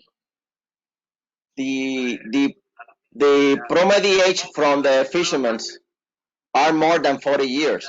We are getting old, and the upcoming guys, the amount of upcoming guys are really low, really low. We need to motivate those guys. Maybe if we attack or we attend the issue of the illegal fishermen, we can collect a big group of young blood and help them to get their papers on date, and for the benefits of all our fisheries. And the liaison roles are very important. And really, I trust on those guys. Wilson is very accessible. Every time we have a confusion, every time we have a need, he's open to give us a hand, and they are doing a great job, and I support them 100%. That's all we got. Thank you, guys. Thank you, Nelson. Michelle? Yes, Mr. Chairman. So I did do one more thing just to show you guys. Let's see. So I just want to review what the Outreach and Education Advisory Panel did really quickly. So the OEAP saw the communication and outreach priorities that you all reviewed, and we asked them to rank which ones that they thought were the most important, and to provide any additional input on each of these different topics. And so the one that came out on top was really improving general public awareness of fisheries issues, that the council has multiple audiences, and each audience has varying levels of awareness. So you have school students, supermarket owners, farmers, restaurants, etc. So each one of these audiences has different levels of awareness and different communication needs. And one of the things that did come forward is that more attention is needed on recreational fishers and improving their awareness of these issues. The next topic was that came out sort of a tie between having regular in-person outreach workshops and ensuring that there's the frequency of communications through alerts and reminders is high. And so the council's actually been working a lot on the frequency of communication through its social media platforms. And, you know, the comment was made that more frequent alerts or reminders means that more people will be involved in the process. The more frequent communication means that people become more aware of it. And then when they're more aware, they might decide to participate. So, you know, again, the social media platforms have really improved the council's communication and increased it, particularly with younger generations, but there's still no substitute for that in-person contact. And it's important in order, you know, for the council to sort of get out on the street to improve public understanding, and that, you know, the existing in-person efforts through PEPCO and MREP have been incredibly successful, you know, as you've heard, support for that, but we do need some workshops focused on reaching recreational fishers. And then the clarity and simplicity of presentations was next. You've heard a lot about that. The fishers and general public need clear, simple explanations without complex terminology. And you know, some of the social media and even printed materials and workshops can be, you know, tools to explain some difficult concepts. And then this was followed by a variety of communication tools and, you know, finally educational resources. So, you know, with tools, a greater variety of tools means that more people will be involved in the process, and that's what we're shooting for. And so even though paper and newspaper are still preferred resources, social media is becoming increasingly important. We need to make sure that the council's website is, you know, useful and attractive to the general public. So even though a lot of people use social media, there are still other folks who continue to use organization websites to receive information.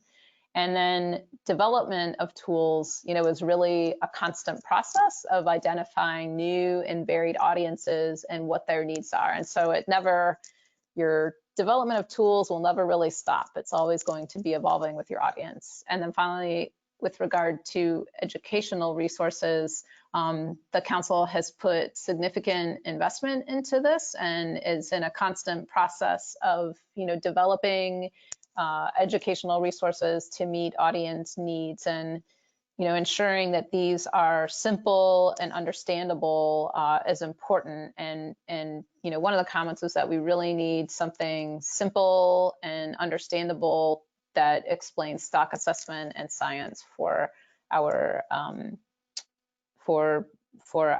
constituents. So, Mr. Chairman, I don't know if Alida would like to comment on this or add anything to this. The way we conducted this with the OEAP was that we just reviewed the list of initial outreach topics. This was before the DAPs had their meetings, and then Dr. Alida Ortiz Sotomayor asked the DAP member, or excuse me, the OEAP members to rate which ones that they felt were the most important, and then providing any additional suggestions. So that's where this was generated. Thank you. Yes, I am here, Michelle. Thank you, Michelle. Alida, it's your turn now, and after your turn, yes. Richard want to speak. Okay, thank you so much, Michelle. That's a great job, really a great job, that we can look at the importance of outreach and education, communication, and the fact that all the aspects that you present or that you presented to us to analyze go to a very, very wide audience. It is not just fishers or fish markets. It is people from the mountain to the sea, people that consume fish, that sell fish, that work with the protected areas. They are all important. So all the comments that came in your presentation regarding outreach and education, to me, are the same thing that we have been discussing for a long time. And probably this is the space and the time where we will have a very comprehensive communication and outreach that will go to all the audiences. Thank you so much for the work. Thank you, Alida. Michelle, we have Richard Appleton make a comment maybe on the Puerto Rico report. Okay, I can go. Would you like me to go? No, that's fine. It's actually a comment on all the DAP reports. What I was seeing there was, a lot of attention toward enforcement, but I think it's important to recognize that it was not just fisheries enforcement that they were really referring to. When you're talking about coastal development and the impacts of that, erosion, et cetera, that's enforcement of existing regulations on land use and construction processes and things like that, which are outside the realm of, fisheries enforcement. Yet these do have a major impact on the health of our marine environments.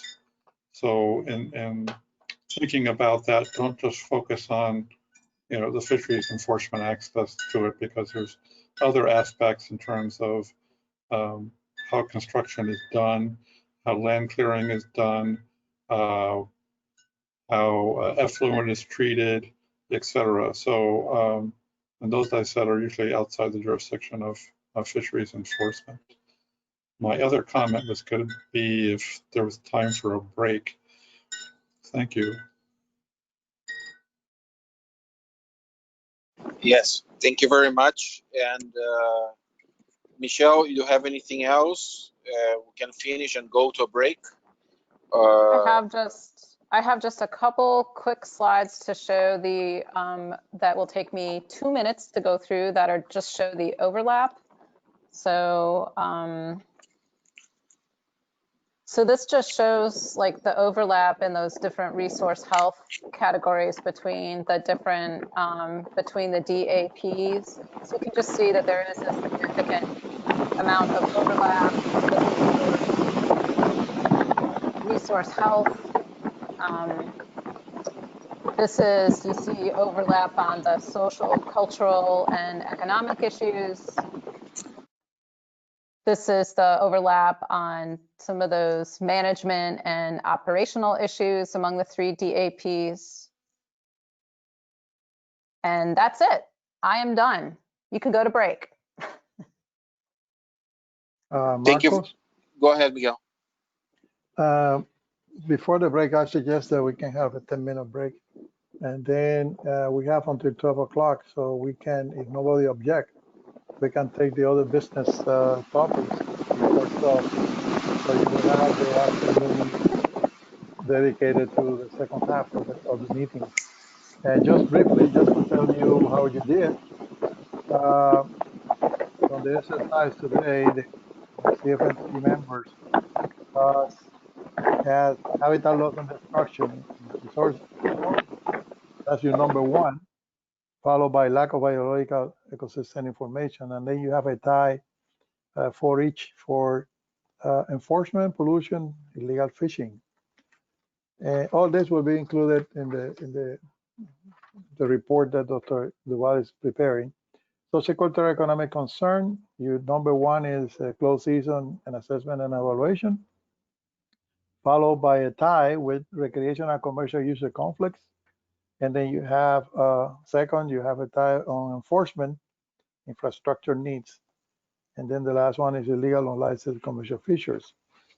Management and operation issues, your number 1 is accurate, timely commercial and recreational catch data, followed by balancing commercial and recreational concerns. And then we have a tie, triple tie, enforcement, regulatory consistency, territorial licensing. All this will be included in Dr. Duval's report. So that's our suggestion, Mr. Chairman. 10-minute break, and then we can go into the topics of this of the business if nobody objects.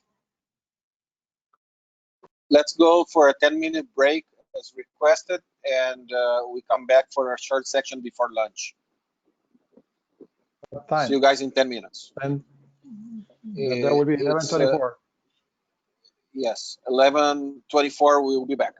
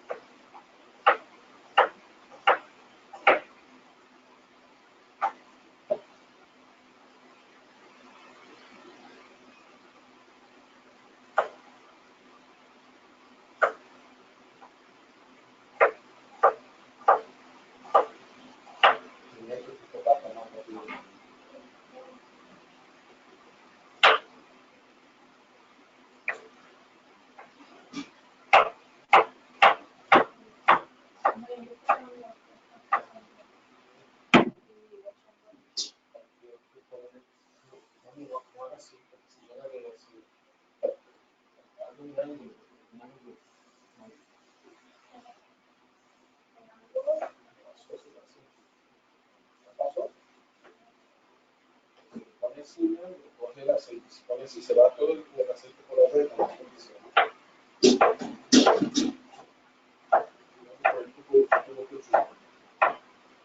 entonces tú me cortas ese video como 6 veces porque me dio más de llama por FaceTime. Entonces la notificación la sabe.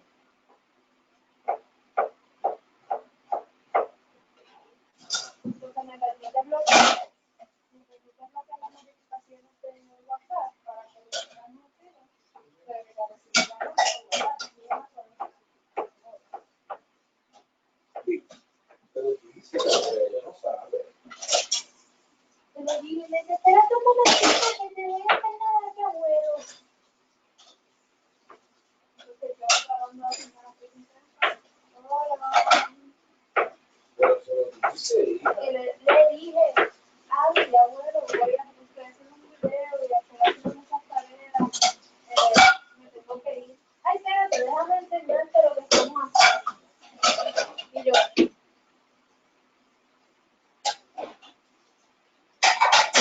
eso es como mami.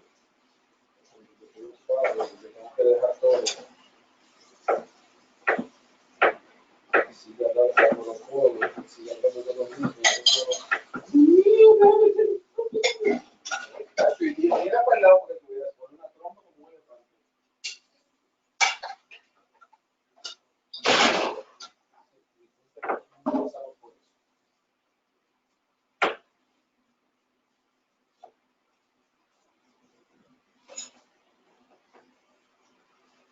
Okay.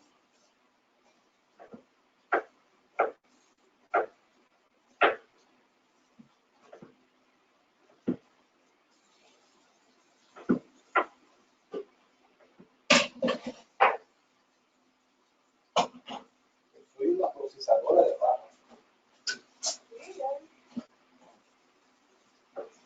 Marcos,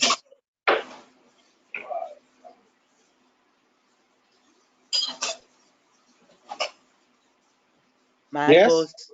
Sí. pon tu micrófono en mute.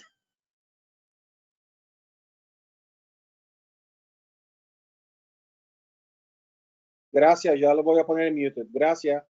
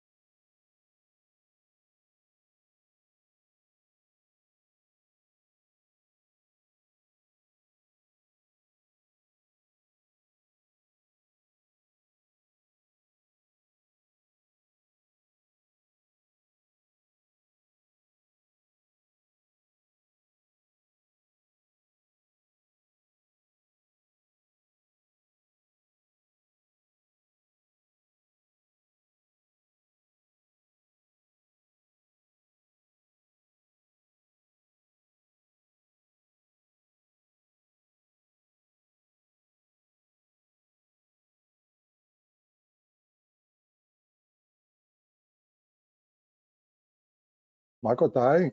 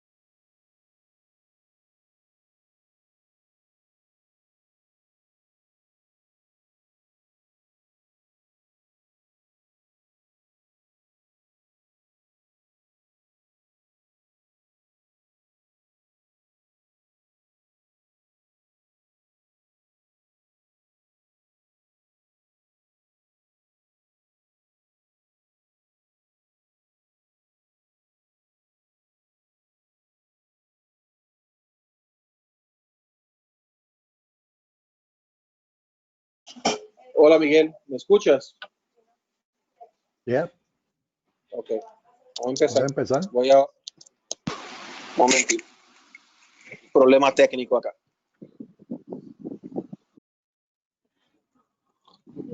Hello everyone. This is 11:28 a.m. We are ready to restart. We're going to advance some other business items before lunchtime. Miguel, who going to want to? Okay. We want to inform about the 170 verbatim transcription. Can you go on from there? We just want to see if there is any comment to approve the 170 minutes that were posted. And Diana sent it to everybody. So at this time, we just want to know whether there's any additional suggestions for changing the minutes, and then we need a motion to approve the minutes as written.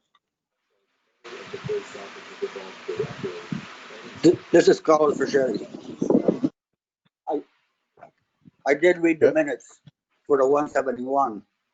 So unless there are any corrections or additions, I'm ready to move to accept the verbatim minutes for the 171 CFMC meeting. We need a second. Second, Tony Blanchard. Any objection? The motion approved, Mr. Carlos, Mr. Marcos. Yes. I have a point of clarification. We are talking about the 170 minutes, correct, Carlos? The past minute, yeah. Right. Sorry about that. 170, yeah, because we're on 171 now. Yeah. Tony, are you clear that is the 170? Yes. Okay, thank you. And there is any opposition on this motion? No opposition, the motion carries. Next item, Miguel. Okay, Diana sent the letter that Dr. Roy Crabtree sent to Marcos Hanke with the good news that the island-based FMPs have been approved.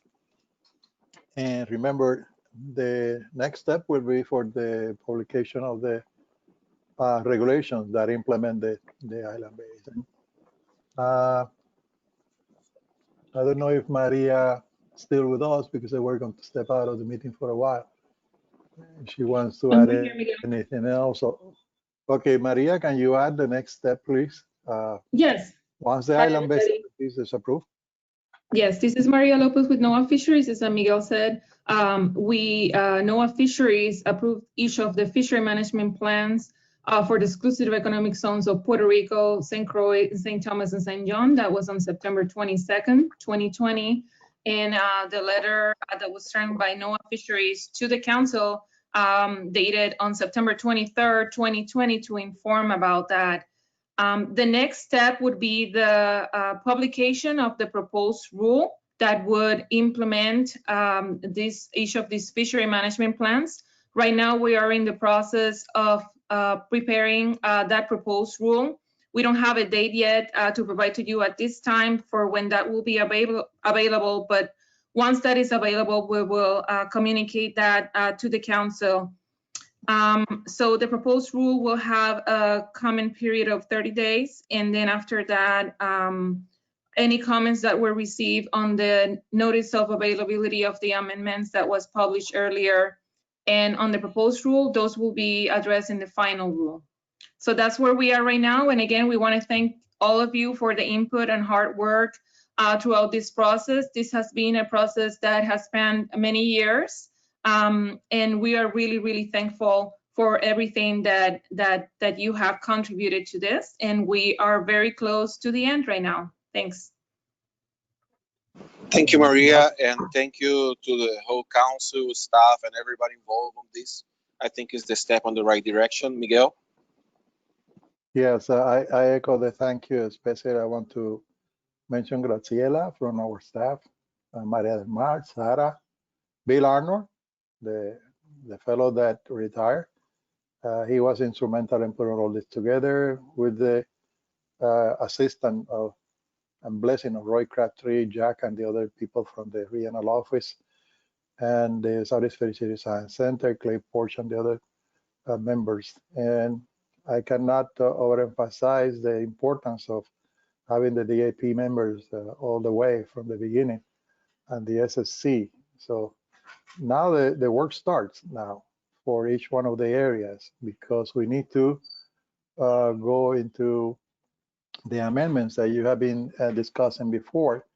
And it is important that we start working with those. Maria del Mar mentioned in previous meetings that the amendments that we need for each one of the areas should be addressed as soon as possible. Graciela is also reminding us that there's a person always in the back helping us with this, make sure that we are legal all the way. And we like to thank Jocelyn D'Ambrose. She has been instrumental in all these endeavors of having all this island-based FMP in place. She's a quiet lady, but she's really a hell of a lawyer. Good to have her on your side. So for that, we are really grateful. So the next step, as I mentioned, are the regulations, but we like to encourage council members, DAP members to think about your area and think about 2021 and those items that you would like the council to address in each one of those island-based FMPs. Carlos Fachete has brought some to our attention, Julian, and so forth. So that's all we have for the island-based FMP so far, Mr. Chairman. Thank you. I have Carlos on the line to speak. Just want to reiterate my gratitude to Jocelyn Ambrosio about her job. And like Miguel says, she's always available to all stakeholders, all the participants, being very precise and clear. We really appreciate her support. Carlos? Thank you, Mr. Chair. So, let me see how I can word this.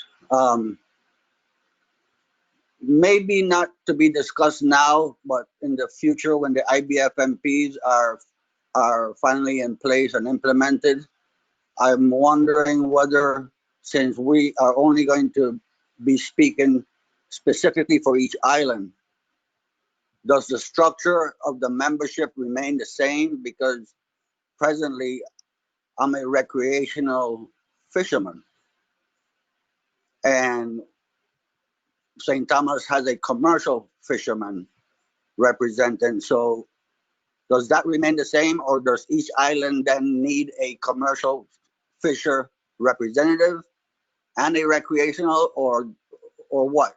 But you know, I don't know if this is the time for this, or maybe we can discuss this in another council meeting. Well, I can clarify that for you. It's easy. In order to do that, you need to have an amendment of the Magnuson-Stevens Act, and that had been discussed before, and that does kind of happen in the near future. So what we need to do is to make sure that members of the two sector participate at every discussion that we have. We can invite, for example, your recreation. We should be able to invite then a commercial fisherman representative to be at meetings where we discuss the island-based FMP of St. Croix. The same with the US Virgin Islands, St. Thomas and John, and of course Puerto Rico. The Madison-Stevens Act actually is, this is on the side, but the Madison-Stevens Act, every year we have bills that address the Madison-Stevens Act to improve it, to add this or that. Right now, at this CCC meeting that occurs the day before yesterday and yesterday, we were advised that there is no atmosphere at this time to introduce any bill or follow up with any bill, except for two, that will amend significantly the Madison-Stevens Act. In the next 4 years, after the election, of course, starting in 2021, there might be some room for that. And this council can amend, can suggest an amendment through the appropriate channels to the Madison-Stevens Act. Remember, we cannot lobby on anything. We need to just give ask the question to the appropriate people or agency to whether there will be an opportunity to increase the number of SSC council members to add what Carlos mentioned. But for the time being, no.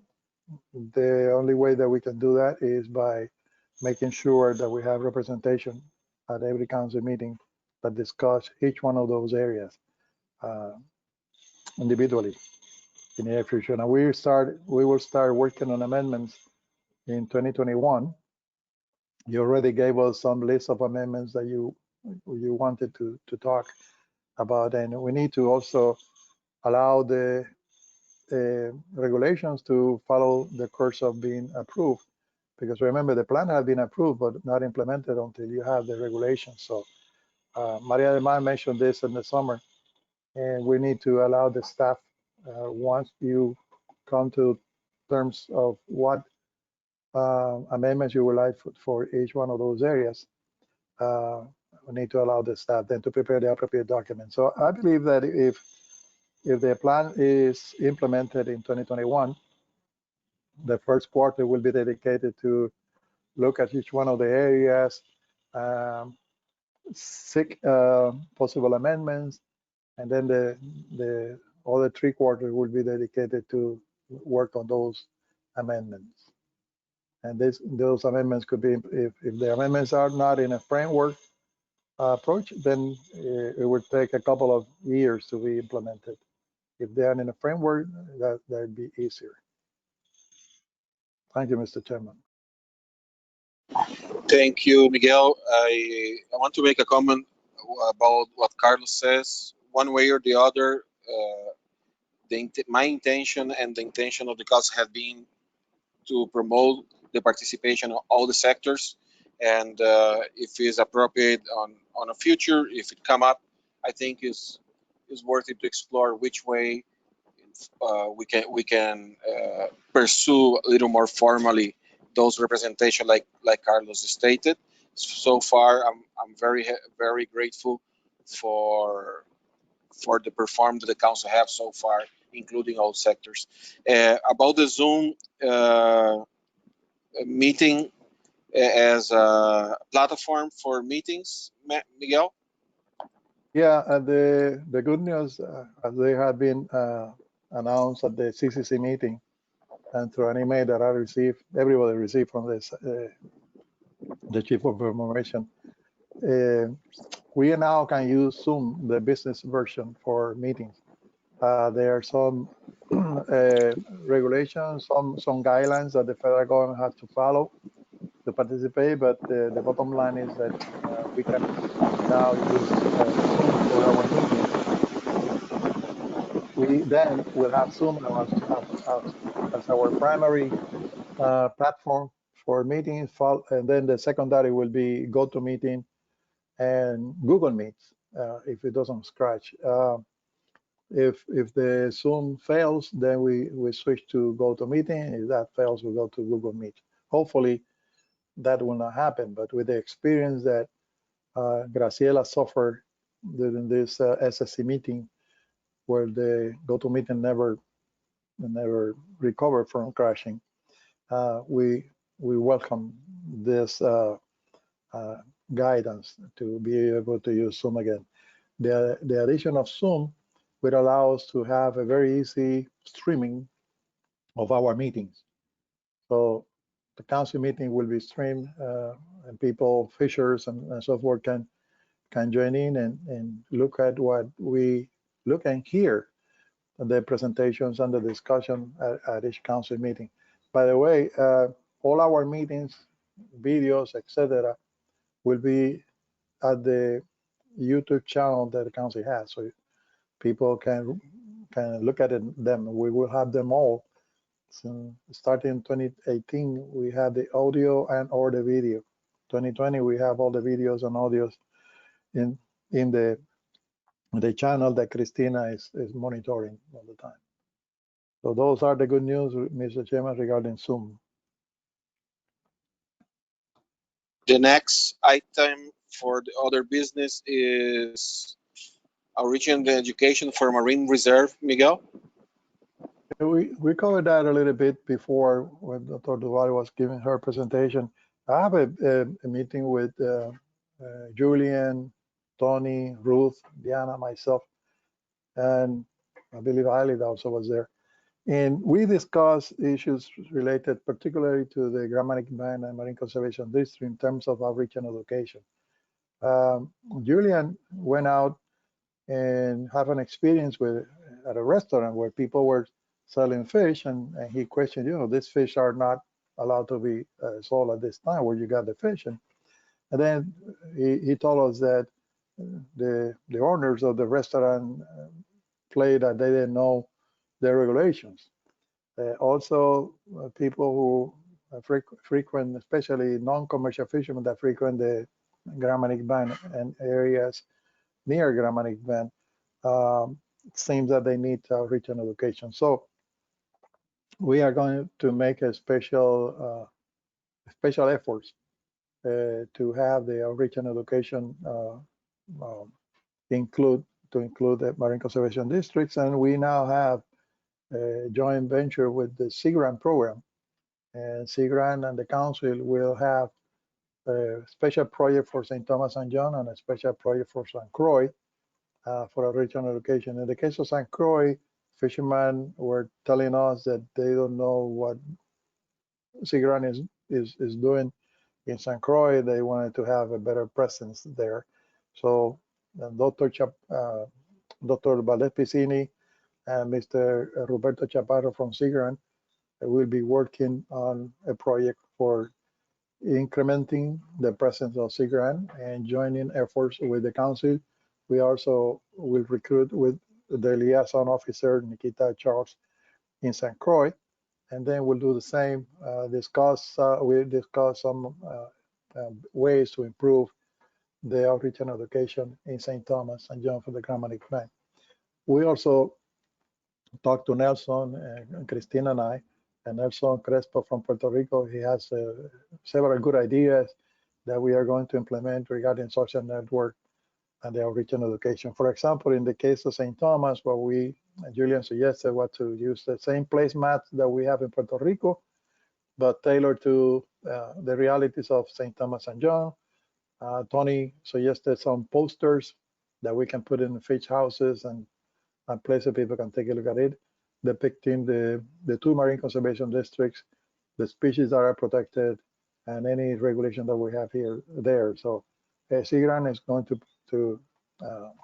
do the design and of the posters, and we have the placemat that we use for Puerto Rico, and we are going to do the same in St. Thomas, St. John, and St. Croix. The placemat will be on paper because right now they used to be plastic, but it had to be paper.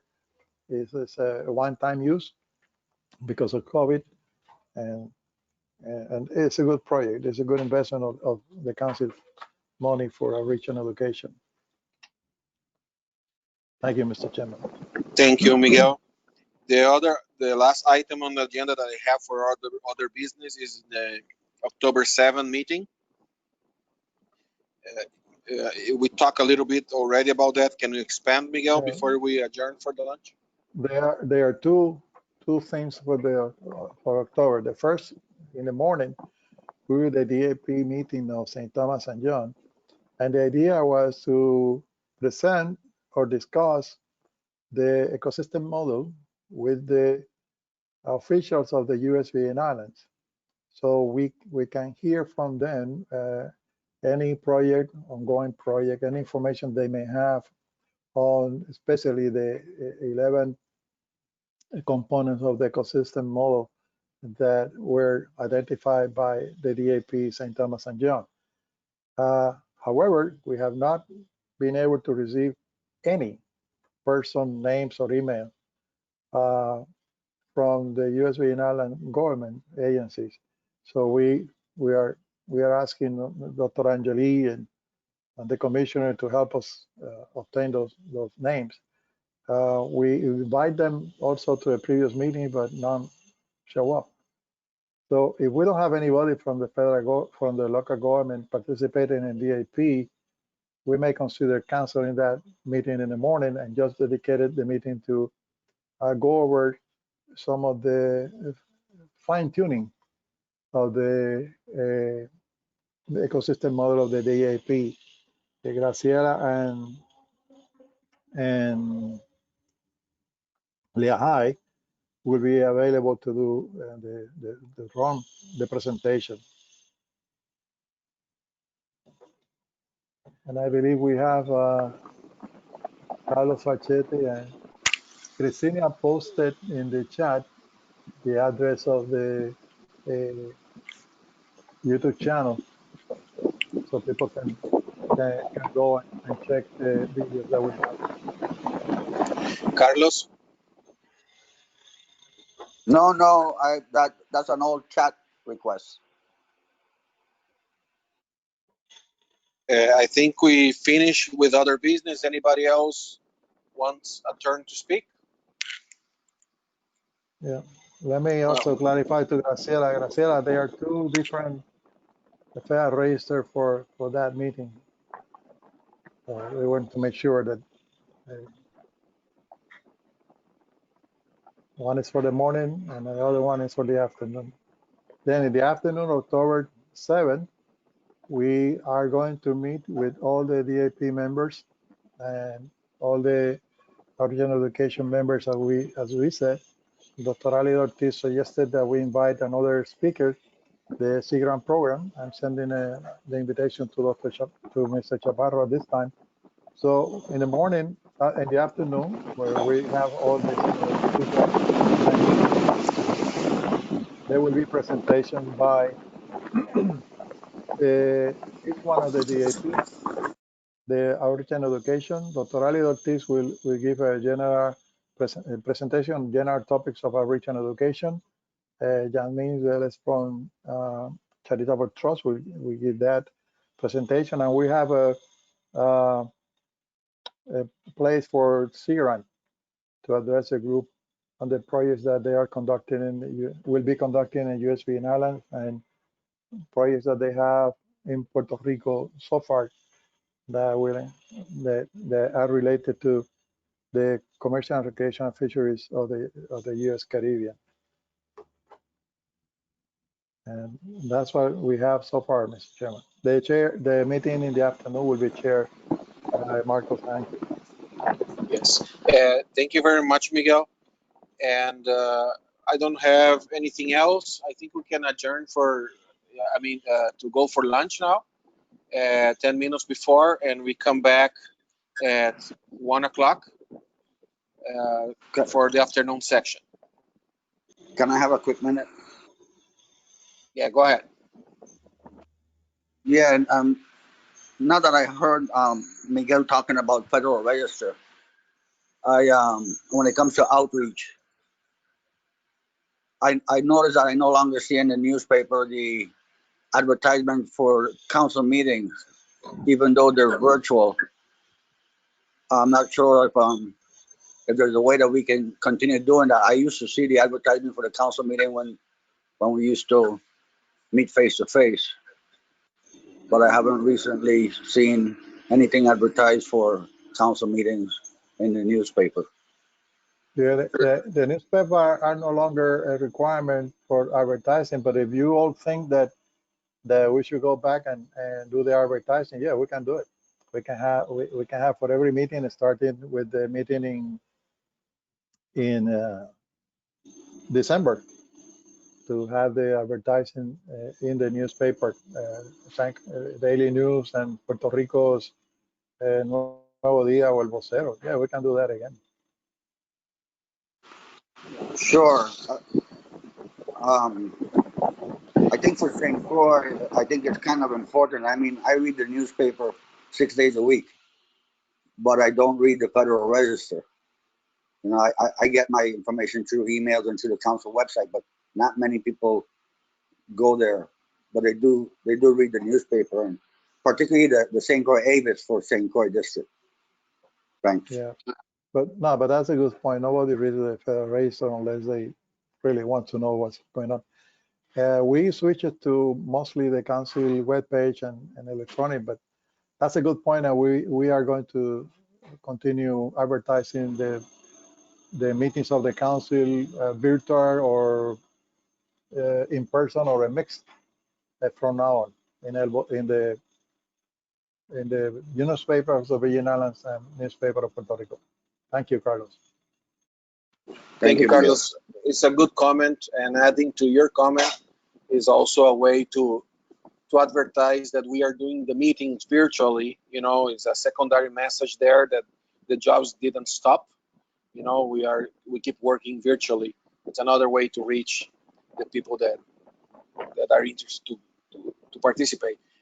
We come back at 1 o'clock. Thank you very much for your attention. We restart at 1 o'clock.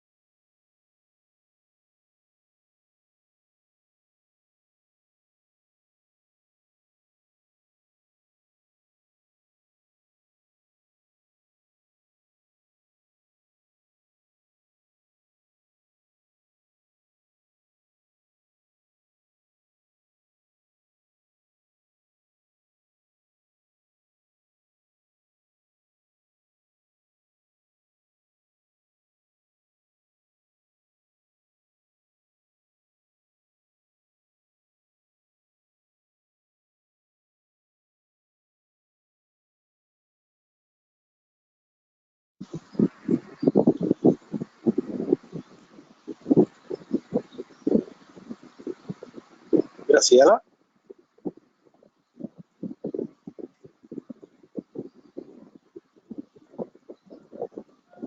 Graciela Jaime, está almorzando, Marco. ok. Nada, era probando que me cambié de auricular acá. Sí, te oyes bien. Gracias.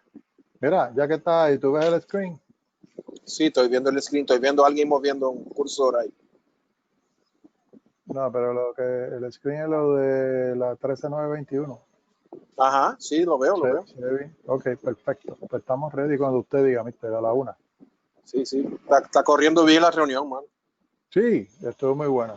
Estuvo muy buena. Yo creo que esta tarde va a ser bastante bien y como ya tú y yo hicimos el ejercicio de ir sobre esto, pues estamos.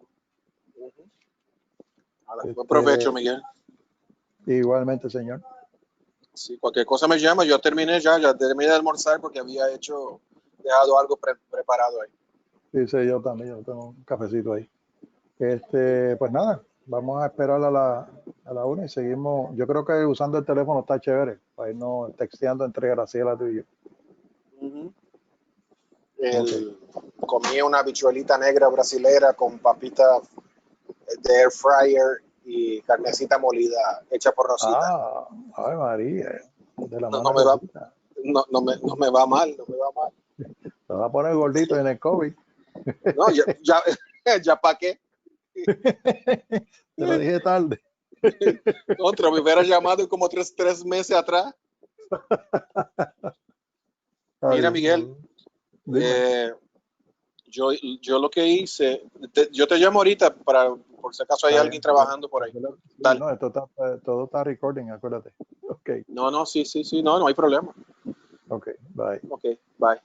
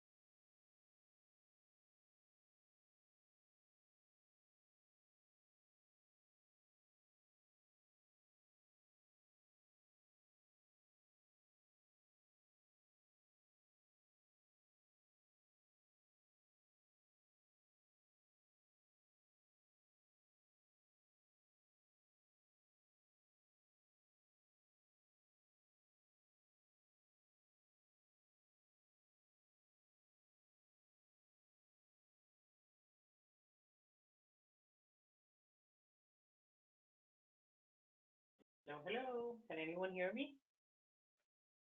Hola, hola. Hello, hello. Hi, Graciela. I can hear you. This is Sarah.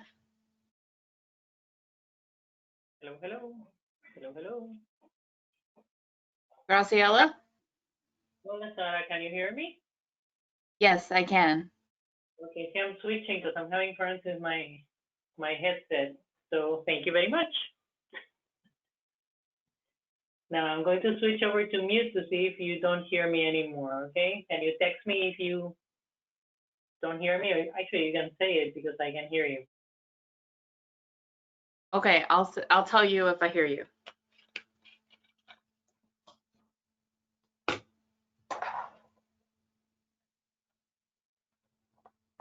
Okay, so now you can hear me. So my microphone is working. Okay. Thank you very much. You're welcome.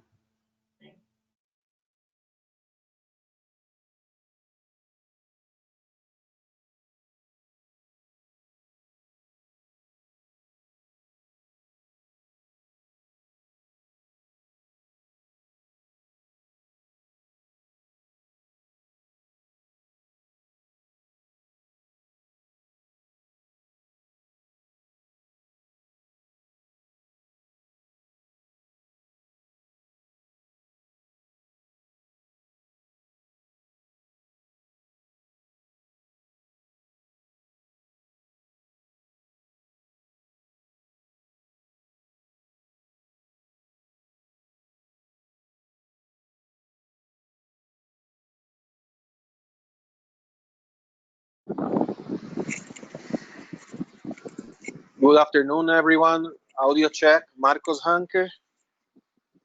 Hola, Marcos. Hola, Gracie.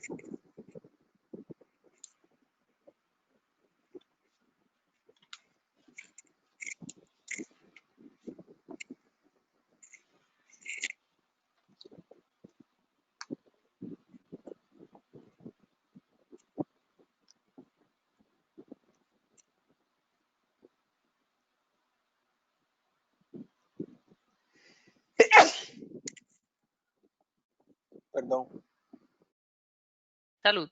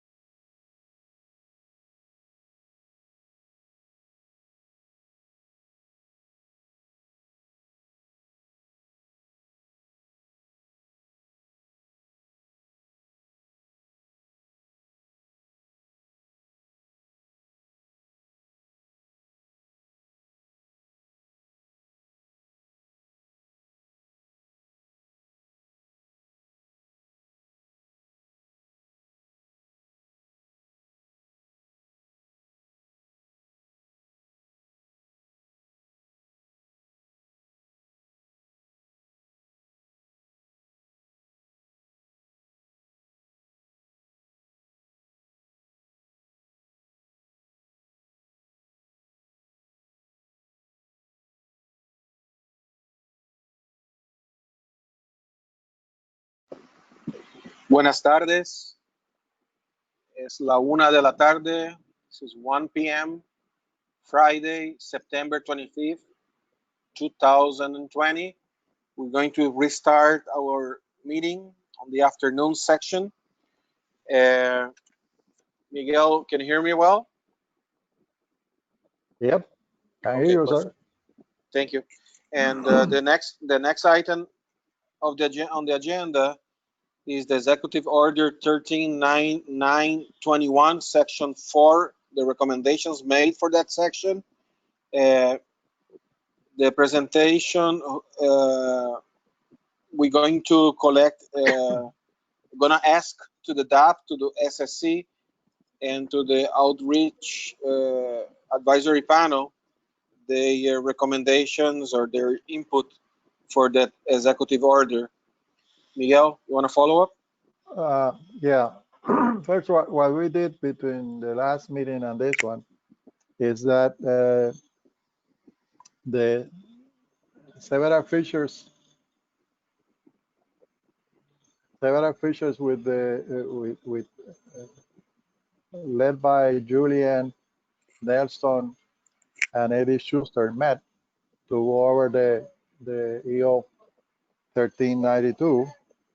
Sorry, they are breaking the sidewalk in front. And then the SSC also went through the same exercise. What I have on the screen here is the summary of the 1391 sections. They have all these sections include the purpose, the policy, removing barriers to American fishing. This is the section 4. This is the section that the council is supposed to address with the features. But also yesterday we were discussing with the CCC the aquaculture opportunity areas, and very briefly, these areas are going to be nominated through the National Beneficiary Service, and the idea is to have at least 10 in several years. They will be invited. The person is Danielle Blacklock will be invited to come to a council meeting probably in December, so she can present to us the aquaculture components of the Executive Order 139921. I asked a specific question, whether the Council, Caribbean Council, the U.S. Caribbean area could be considered, given that we are too small compared to the Gulf and other areas, but we have some people interested, and we have some projects with aquaculture, the Queen Kong that you saw, the sea urchins, and now there's a project with mutton snappers that Jose Rivera is going to be working on.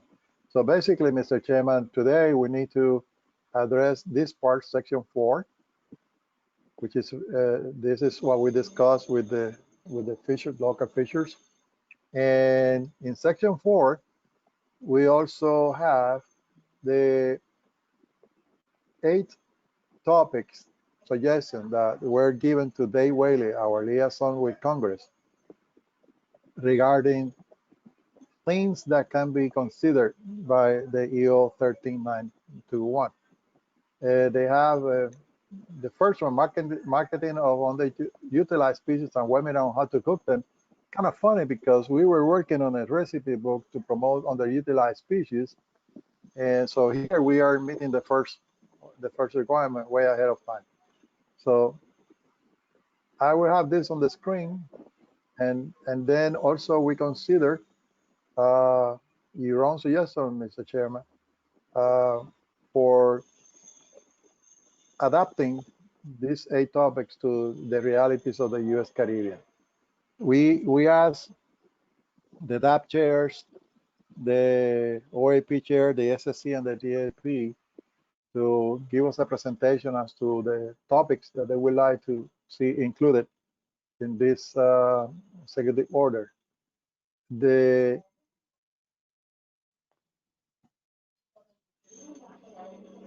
number for Graciela, ponle por favor el número en el chat de traducción.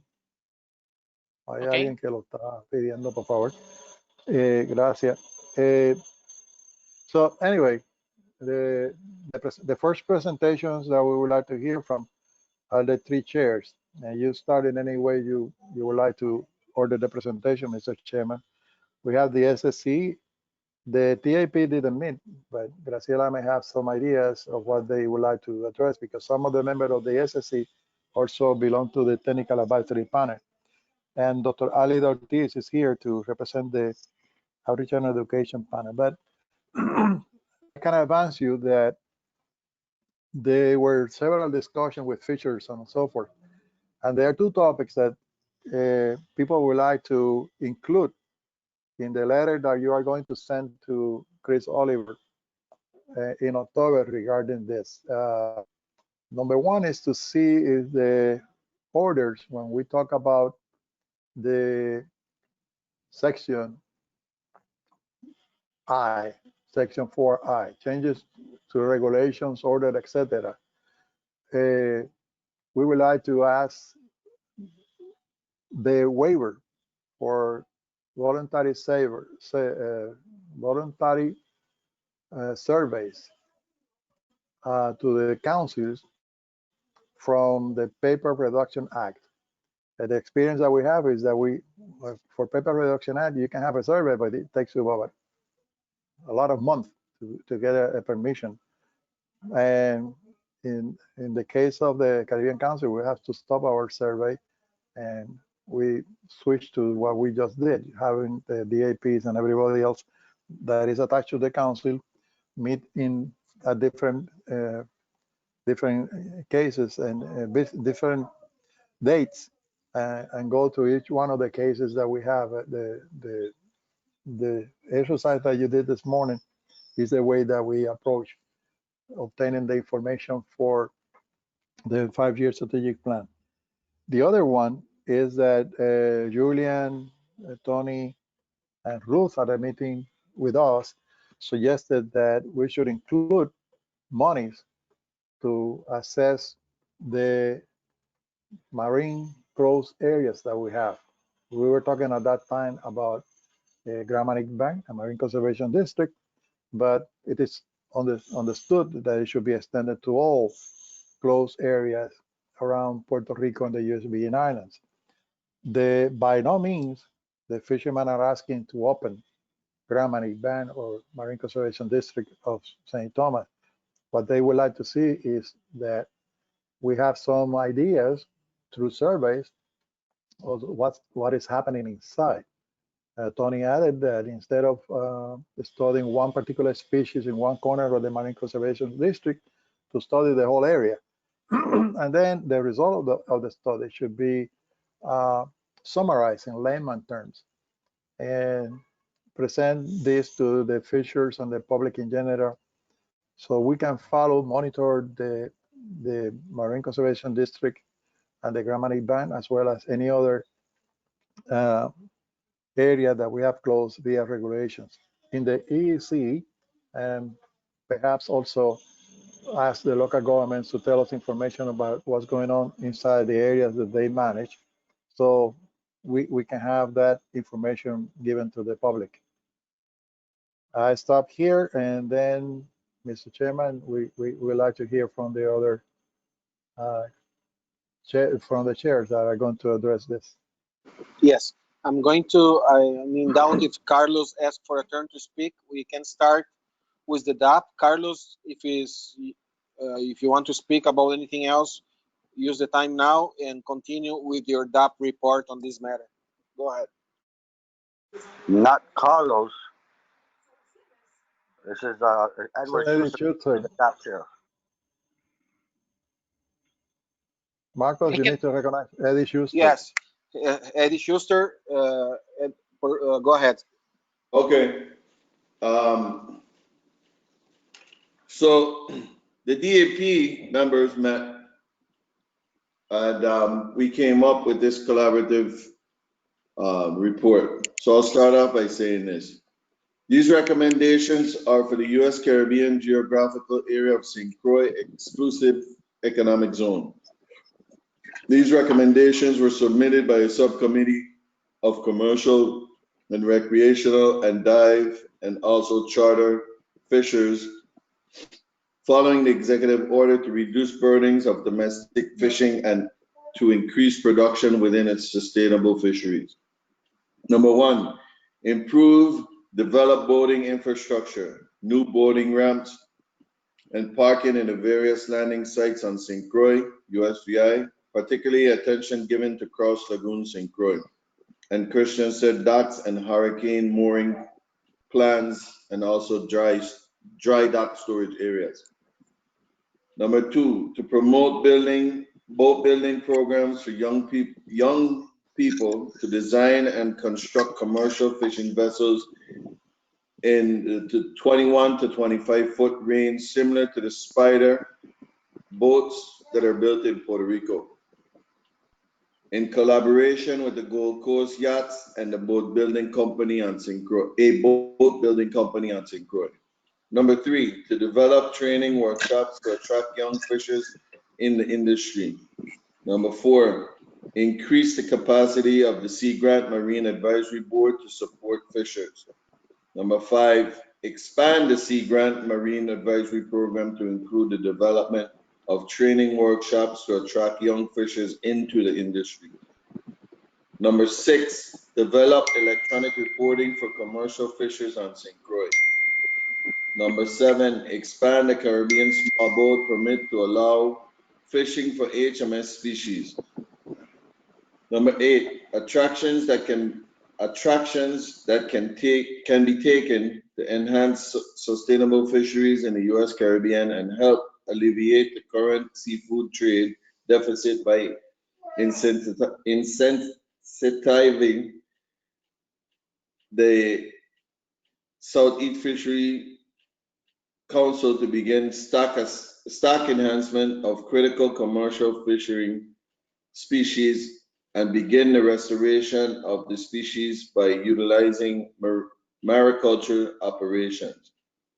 Lowering the application fees for the current open cage in the U.S. Caribbean from $20,000 to $1,500, and pass the Aquaculture Act HR 6191, a bill established a regulatory system for the sustainable offshore aquaculture in the United States exclusive economic zone of the U.S. Caribbean. These actions would greatly enhance and restore our wild stock fisheries, promote the use of mariculture to address our needs for a safe and variable seafood increase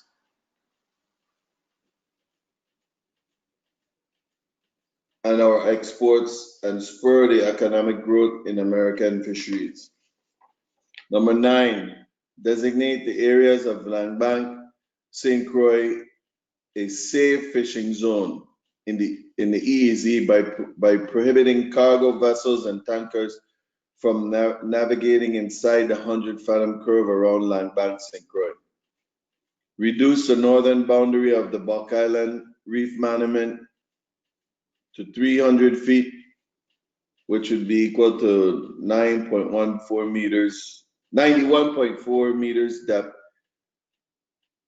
which presently extends seaward to the depths of over 5,000 feet. For this protection of the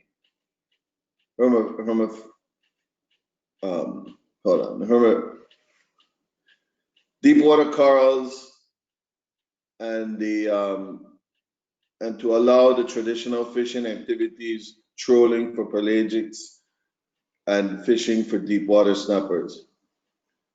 Number 11, promote the restoration of prematurely aged coastal ponds and wetland restoration projects to be used as a variable fishing nursery areas.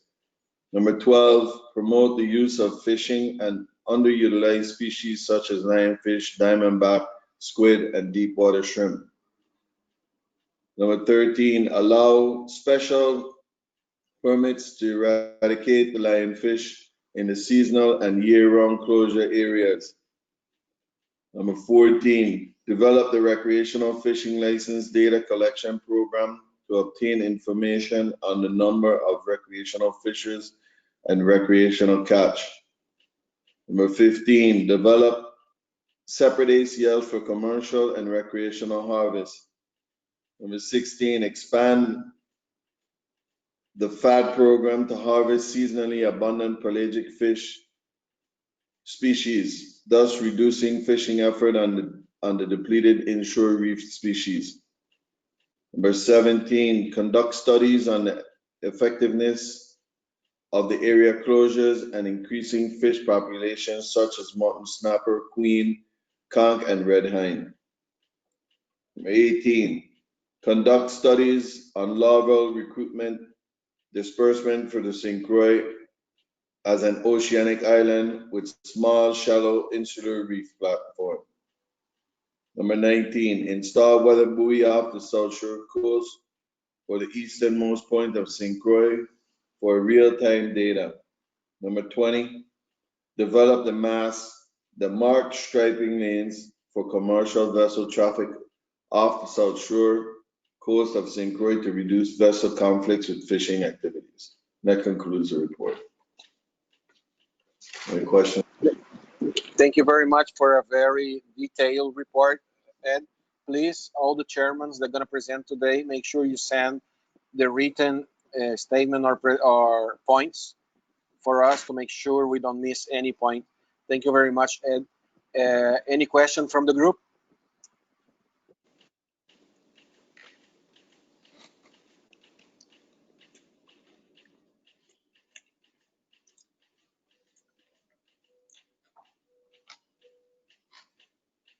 There's no question. You can go to the next one.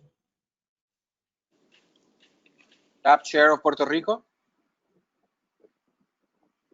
Good afternoon, everyone. In the past meeting we have with DAP and fishermen to talk about the Executive Order 13921, brought to the table suggestions that apply to infrastructure, security, education, enforcement, and direct aid to fishermen, among others. Now I'm going to break down what we talked on that meetings. The first one, safe access to the sea.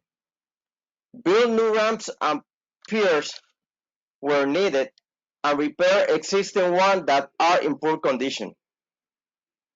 Build small service marina where possible to establish new fishing centers on the island, where at the same time you could reserve some spaces for the enforcement agencies' vessels. These actions, in addition to providing support to commercial fishing, would develop socioeconomic activity in the surrounding areas.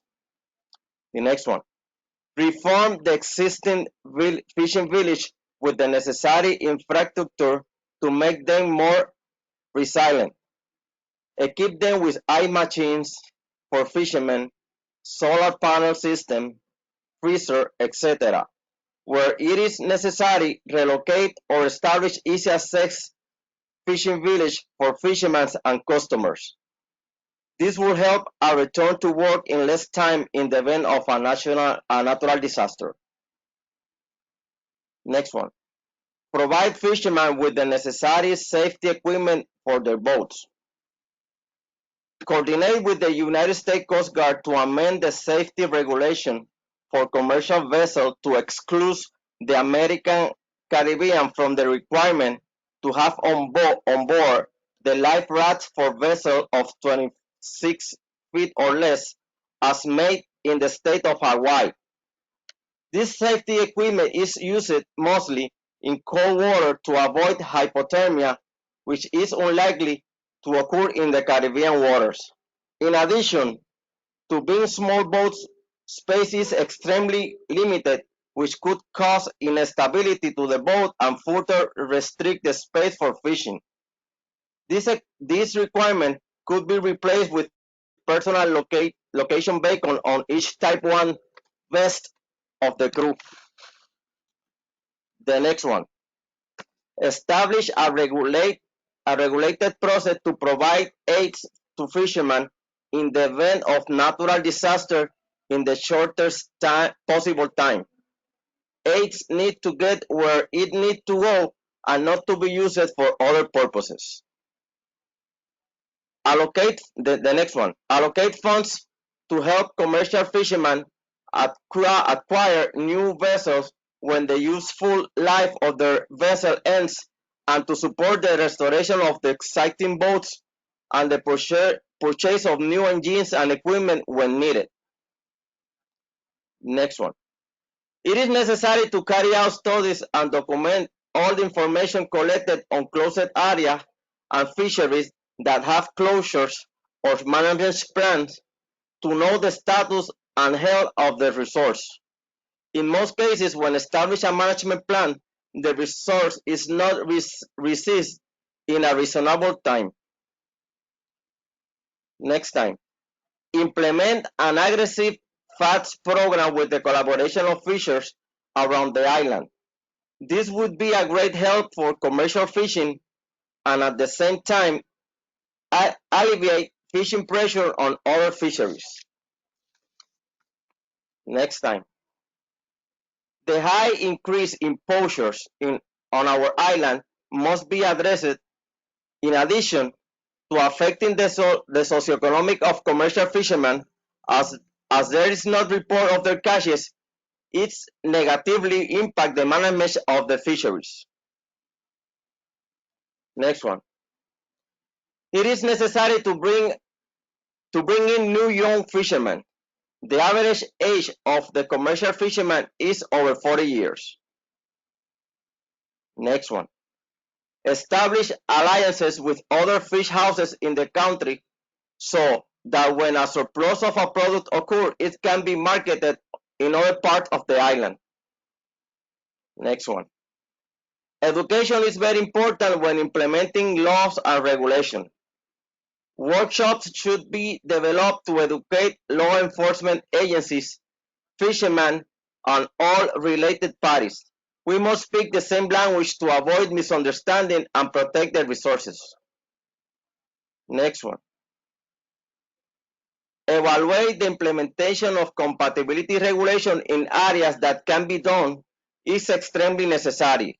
This will facilitate enforcement and avoid confusion in nearby areas where are different management plans.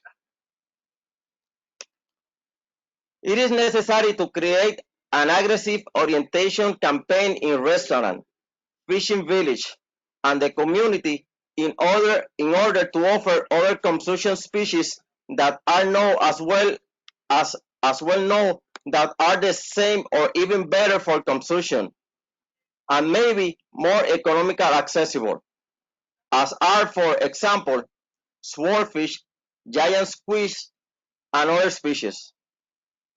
This would really help diversity the supply in restaurant and fish houses and relieve the pressure on other fisheries. Next one. It is important to hold workshops for fishermen where they can learn to use electronic data reporting application, navigation system, weather, nautical charts, etc. Next one. Today, the use of internet is essential everywhere. That is why it is necessary to offer access to it in remote areas such as the Seychelles and Mona Island. This would facilitate help in case of an emergency and would also allow the fishermen to communicate with their families when they are fishing for several days away from the island.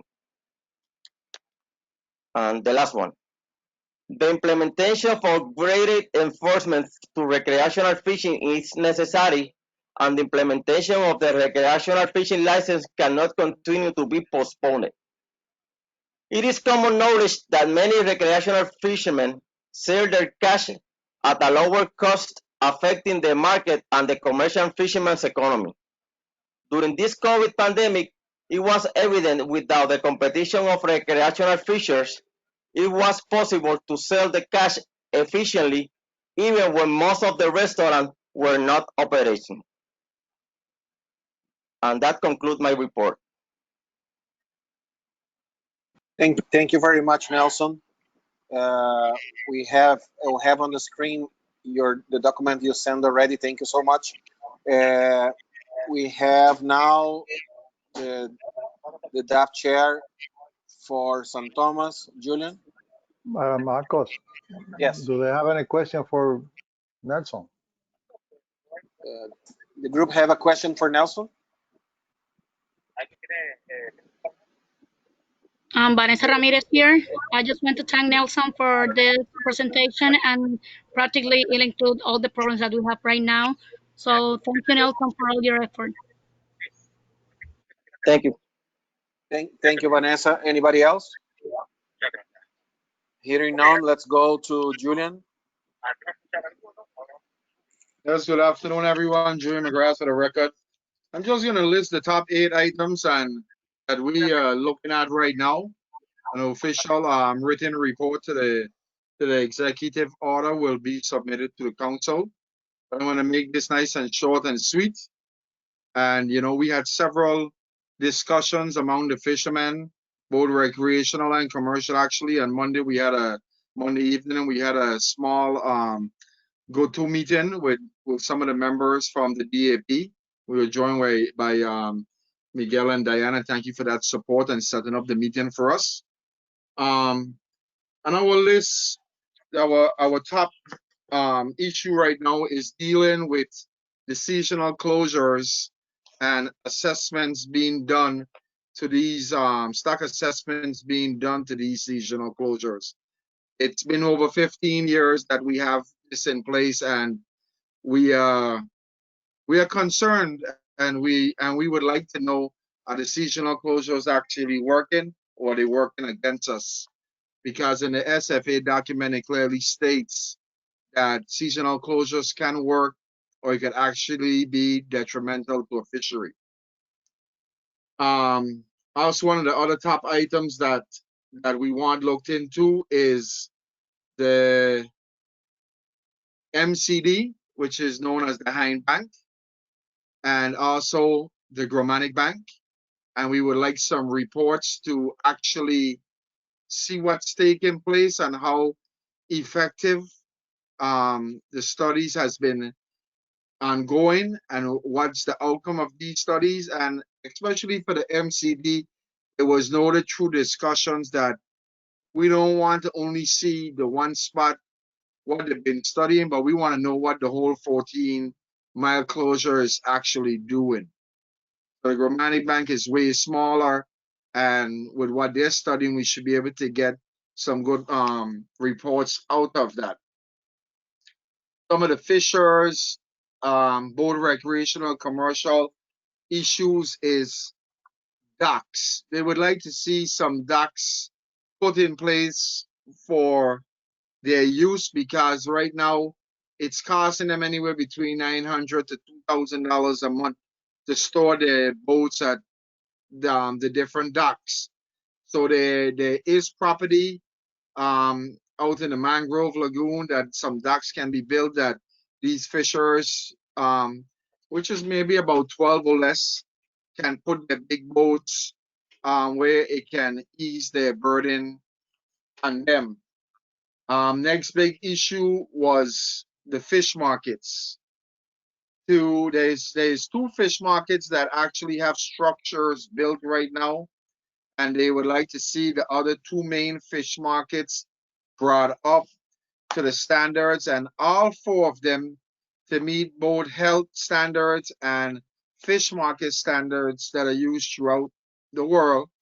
And that includes having generators, solar panels, everything that supports that building, ice machine, running water, restrooms, the works.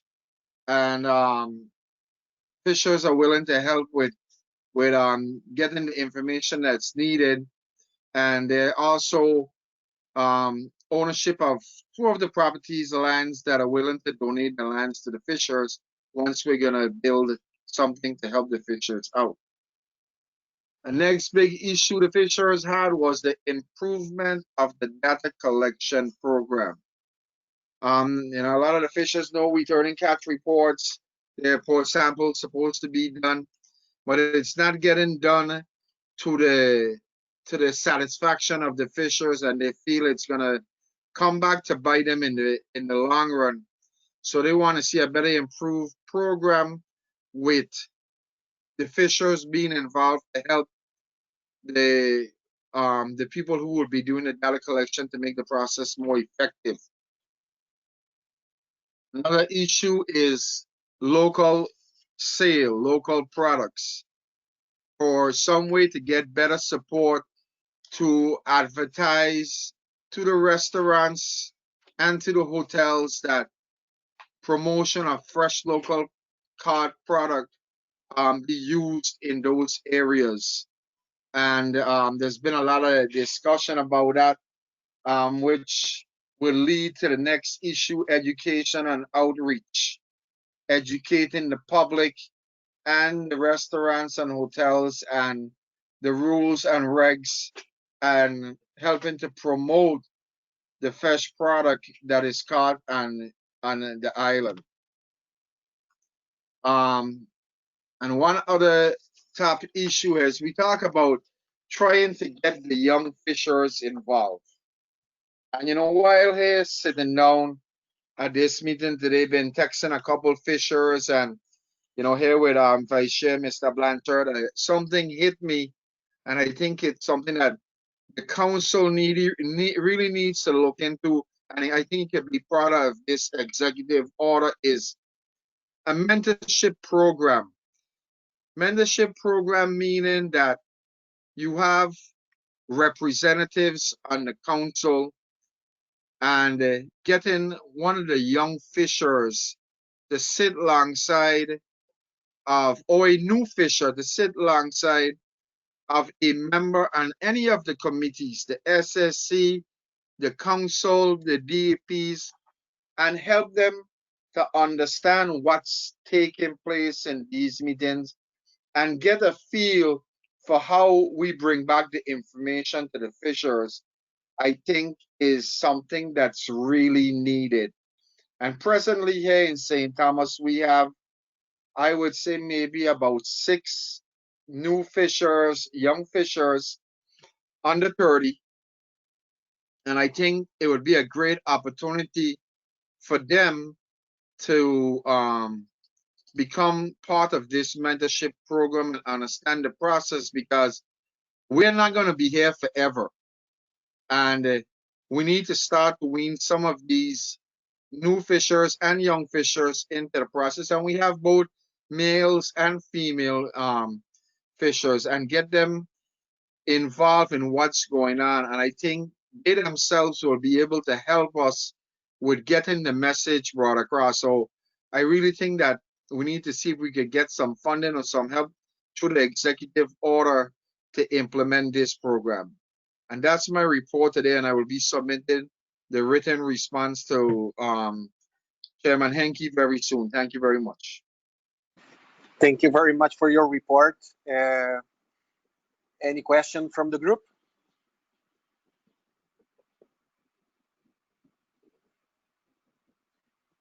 Hearing none. Yeah, go ahead, Miguel. Yes. Some of the recommendations that we have heard today can be implemented by the council without the need to go through the executive order outcome and all that. And certainly now that the island-based FMPs will be implemented next year, we are supposed to have meetings specifically addressing issues to the local area. If the in-person meetings that were planned before were going to be for each one of the areas, for example, to have a meeting in St. Thomas just for the issues pertaining to the island-based FMP of St. Thomas. And certainly we can invite young fishers to attend those meetings. It's not something that will be extra costly. Now that the meetings will be virtual, especially the first half of 2021, I had this for the end, but just to let you know how we're gonna work next year. Certainly we can invite these meetings, and the council can take this mentorship program to start a mentorship program. And if we ever get money from the 13921 extra funding, excellent. I believe that you have now Richard. Yes. Hearing no question for Julian, we have Richard. Thank you.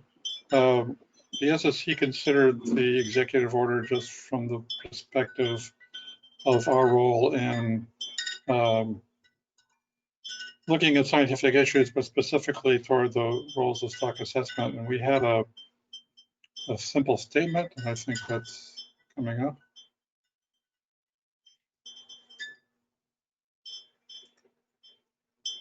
Can everyone see it?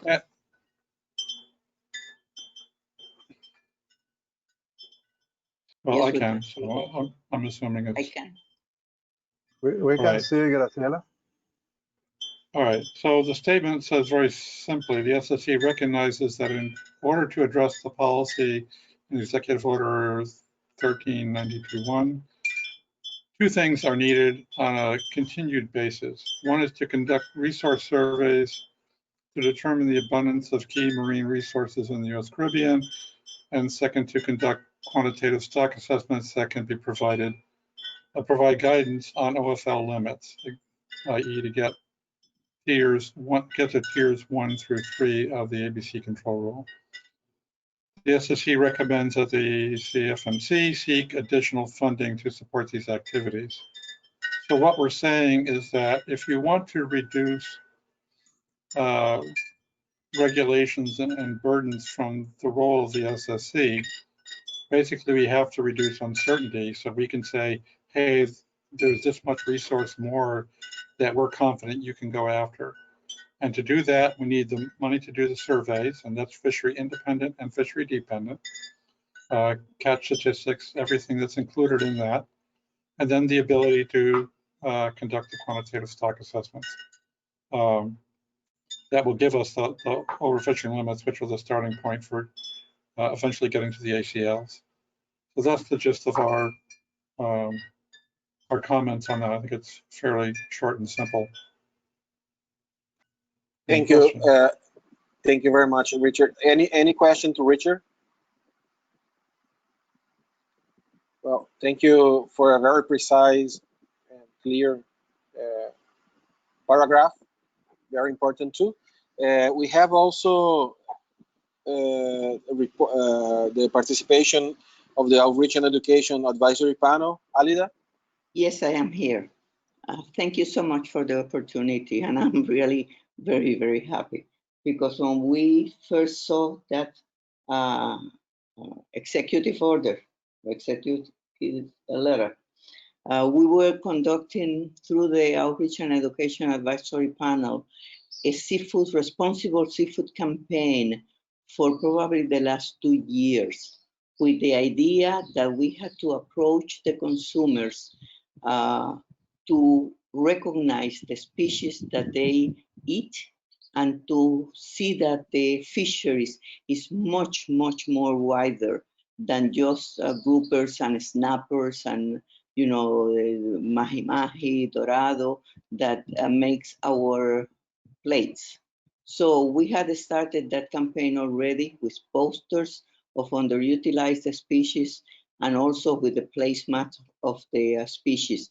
This has been limited at this moment to Puerto Rico, but we have discussed with the St. Thomas and St. Croix to do the same products for their areas, and that will be attached to the island-based fishery management plans. And also the other thing is that this campaign is not directly only to the consumer. We were, before the pandemic lockout, trying to hold a meeting with the Restaurants Association owners. And it was canceled. It was going to be done with the Department of Natural Resources and the council, the Fishery Council, where we would present them all the information that we have on closed seasons. Why are those species being regulated? The spawning aggregations and the importance of this, the importance of the size they catch. And when the restaurant presents something in their menu, they must make sure that this is not a regulated species under a closed season or size limit, because they will be contributing to violating those regulations. So that's still in place, and as soon as possible, we're going to do it. The other thing is that at this moment, we're also working on a cookbook so that we can present to the consumers cooking methods that are not the traditional, exclusively traditional ones that we have for fried filet, or the same type of cooking all the time. So we have a very good chef from Puerto Rico and the Virgin Islands that are presenting their recipes for 16 species, some from Puerto Rico, from St. Thomas, and from St. Croix.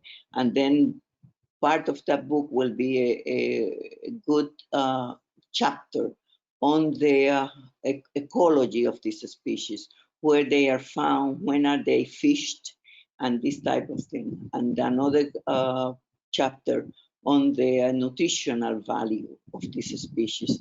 And then the recipes, both with the information about the species. So we have been working with that for quite a few years.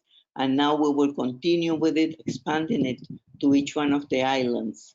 And that's the thing we are doing. And we have a meeting of the Outreach and Education Advisory Panel next week, and we are going to present this to them, even though this has been discussed and this has been their idea, and we're just implementing the recommendations. But if there are any changes or any new recommendations, I will get them, and I will, make a report to the council for this executive order. That's my report. Thank you, Alida. Thank you very much. Alida? Any question for Alida? Yeah, Alida, the idea was for the OAP to tell us what should be included in the communication that Marcos will have for to send to Chris Oliver regarding 13921. So probably you can send us an email later, similar to what Richard did. These are the things that should be included, and then we can take it. We can include it for Marcos' report to the Office of National Fisheries Service in Washington. Okay, I'll do that. Can that be done after the meeting, after the OAP meeting? Yes. Oh, okay, great. Because that's what I'm going to do, present the executive letter to them, and then discuss, what we could produce for that letter. Yes. Thank you, Alida. I want to make a comment, putting in perspective the local situation of the U.S. Caribbean. This is from my expertise as a fisherman and talking to the fishermen around. I'm going to be a little repetitive at first here, saying that because of the damage on the past hurricanes, earthquakes, and now COVID, the industry is already being affected by multiple things at the same time that sometimes is hard to measure. But I made a synthesis of things that I think is important to mention. What the fishermen have been saying to me, that for example, a lot of them, because of I'm addressing now specifically the COVID, a lot of them had been they stopped fishing for multiple reasons, of being afraid of being sick, reduction of market, restrictions of the local executive order, also the timing of the executive order that didn't allow them to go out. Also, the diminishing of they're going less days out and fishing for less time in the water per day fishing. Fishermen are reporting less landings overall because of no market, and some of them are reporting loss of equipment because it's stalling, or lost because they couldn't go out to attend the gear. Something else that is very important is the hotels and restaurants have been operating on the minimum capacity. Some of them never open yet, and this is one of the main market, especially for the high-end products like lobster on our island, especially on the East Coast and some areas around Puerto Rico where tourism is more developed. It's necessary to have this on mind once we make our recommendations on the executive order, because that's the reality that the fishermen from different regions are calling me and talking to me. Marcos, make sure that people consider this information before they take any decision. We need the support of the council. And this is just one note from the chair. Thank you. We keep going on. Miguel?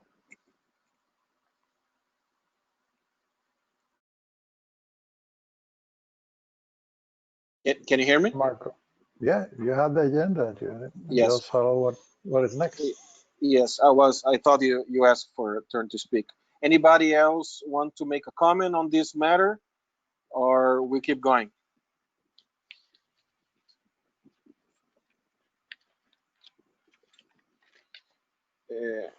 Okay, I don't have anything else besides the executive order. I would like to hear either from Maria or Roy if they have something else to say to complement all the information that was presented by the chairmen of the different groups.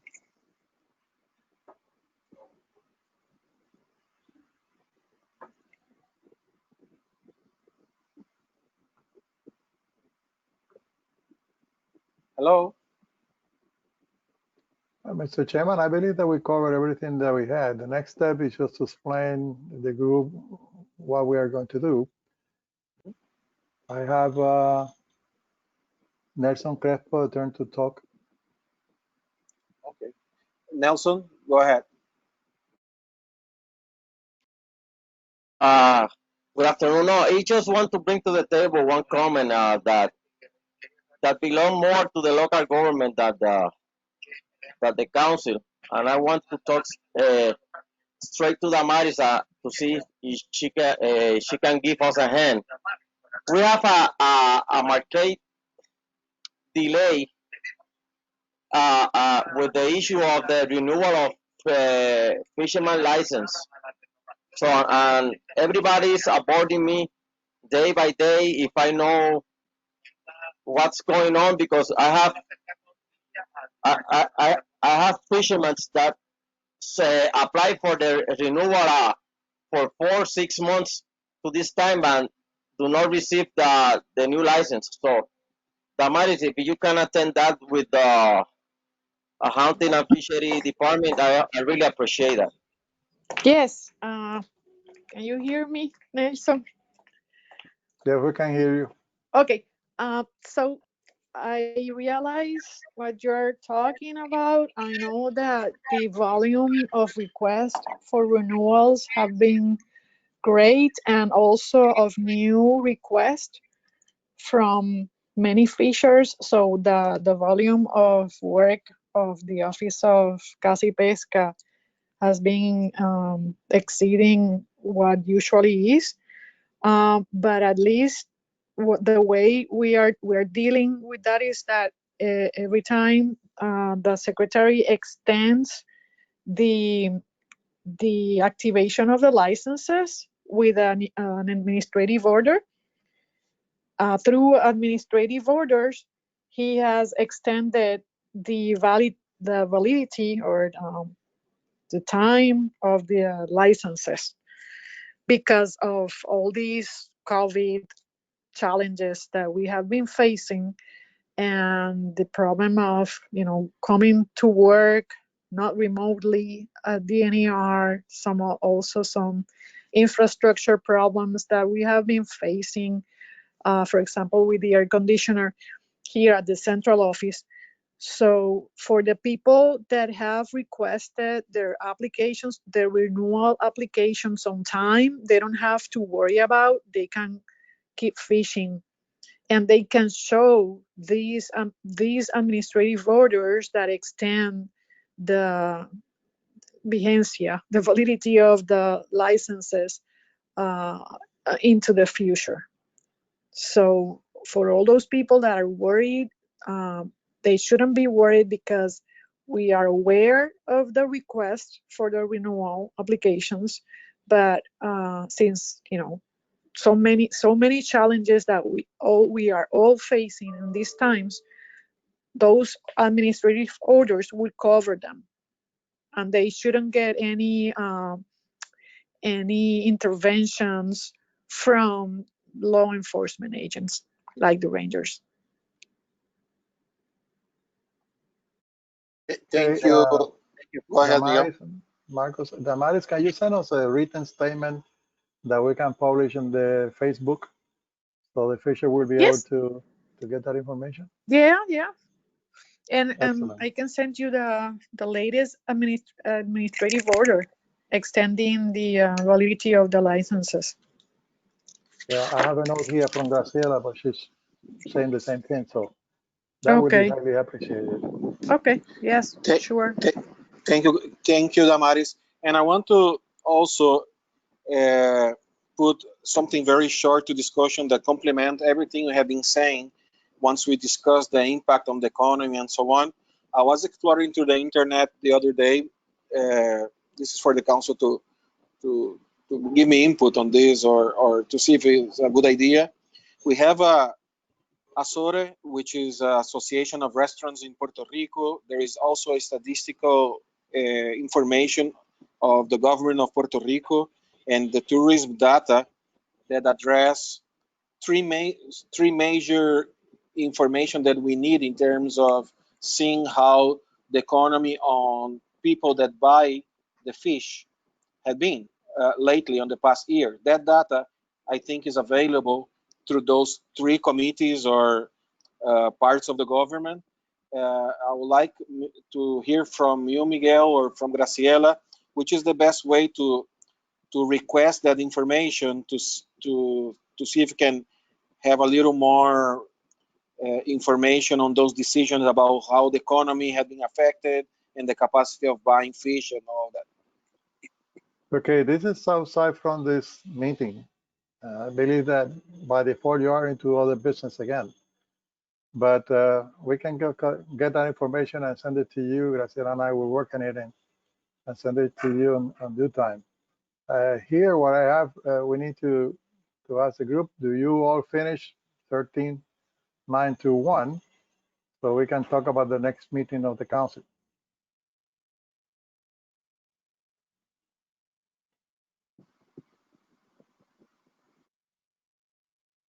We don't hear anything else. Anybody else? Any comment?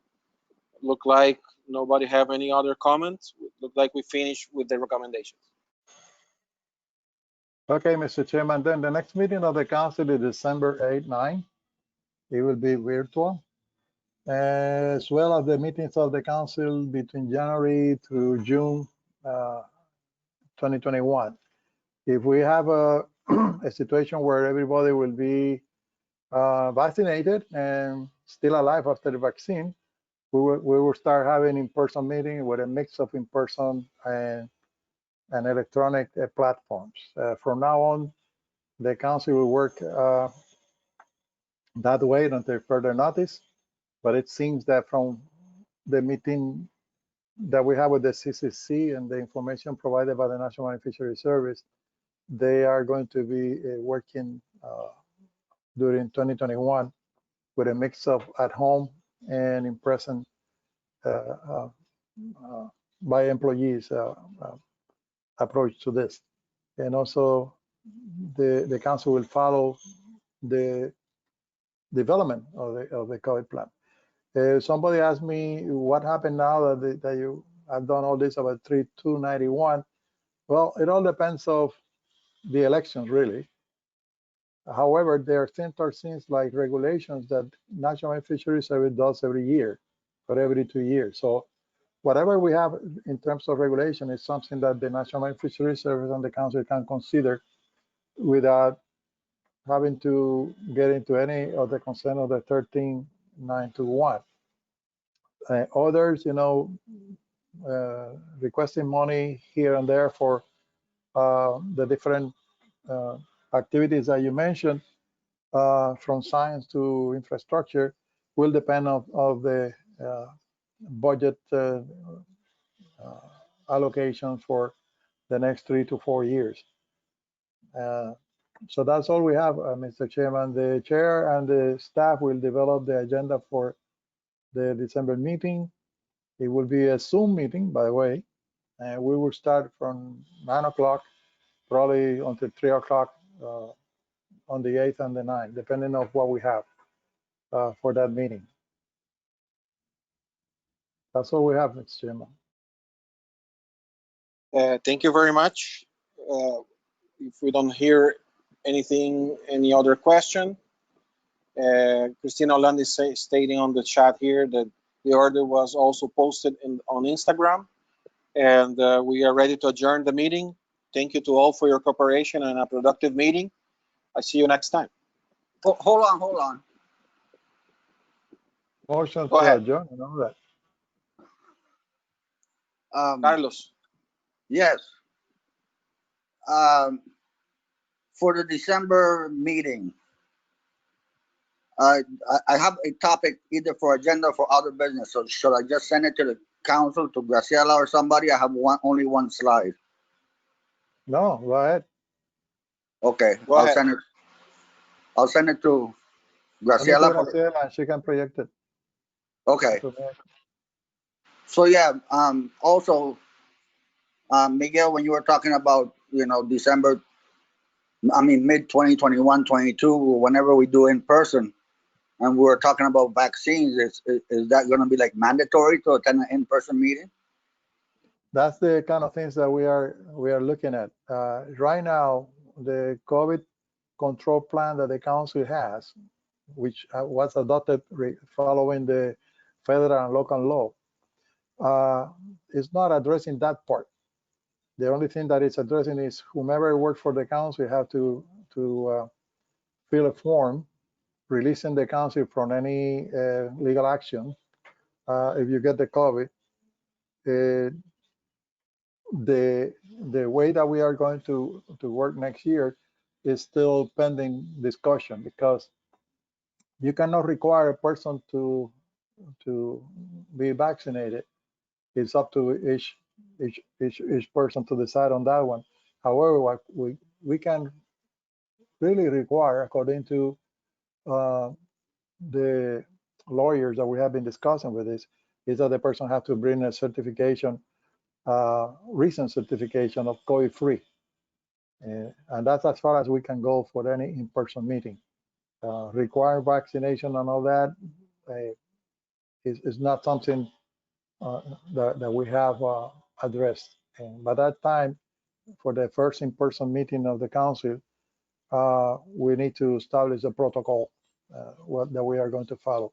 I know that certain people are promising a vaccine before November the 3rd, but other experts are saying, no way, Jose, you are going to have a vaccine probably in June.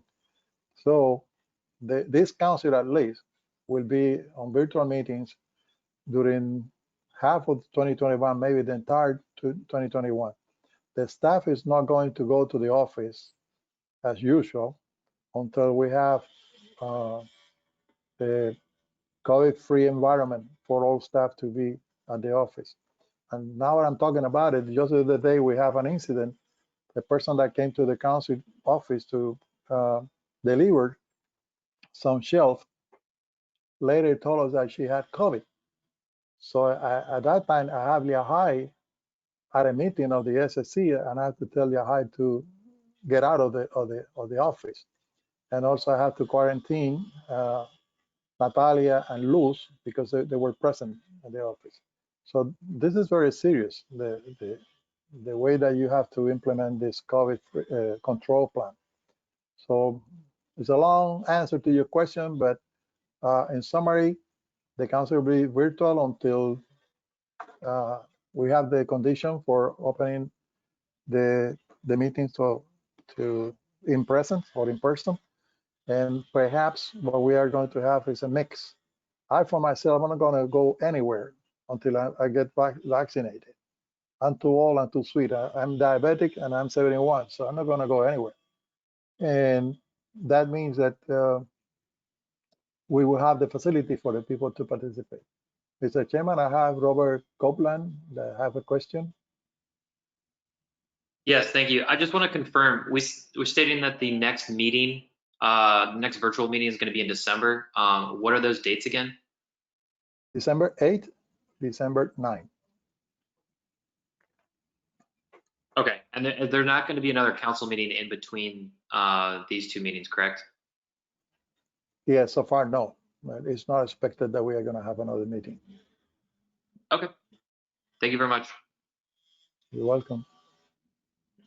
Thank you very much. Graciela, did you receive Carlos one slide? Not yet. I'll be sending it in a minute. I can also make him the presenter if you want to just show your screen. No, this is not now. This is for the December meeting. Ah, For the okay. December meeting. Okay. Yeah. What is No. what is Okay, the so there's mystery? no What is it hurry. that you want to talk about, Carlos? I want to talk about safe fishing zone. Okay. So that Okay. would be either on the other business or in the agenda, and I'll send the slide to Graciela for the December 8th meeting. Just send us a request to include in the agenda. We'll include in the agenda whenever it is. Okay, that sounds good. So are these the Remember, Coast Guard safe zones or something else? No. He would write it and send it to us, Graciela. Yeah. Yeah, I don't want to take up too much time here. Yeah, so Mr. Chairman, for closing the meeting, you need a motion like in presence and then to adjourn the meeting. Yes, I need a motion to adjourn the meeting. So move. Okay. State your name. Tony Blanchard. Carlos Pachetti, second. Yeah, no opposition, the motion carries. There is any opposition? Hearing none, the meeting is adjourned. Thank you very much, everybody. See you guys next time.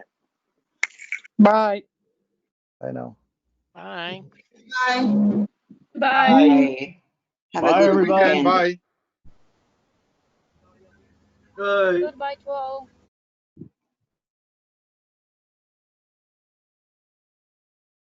See you guys.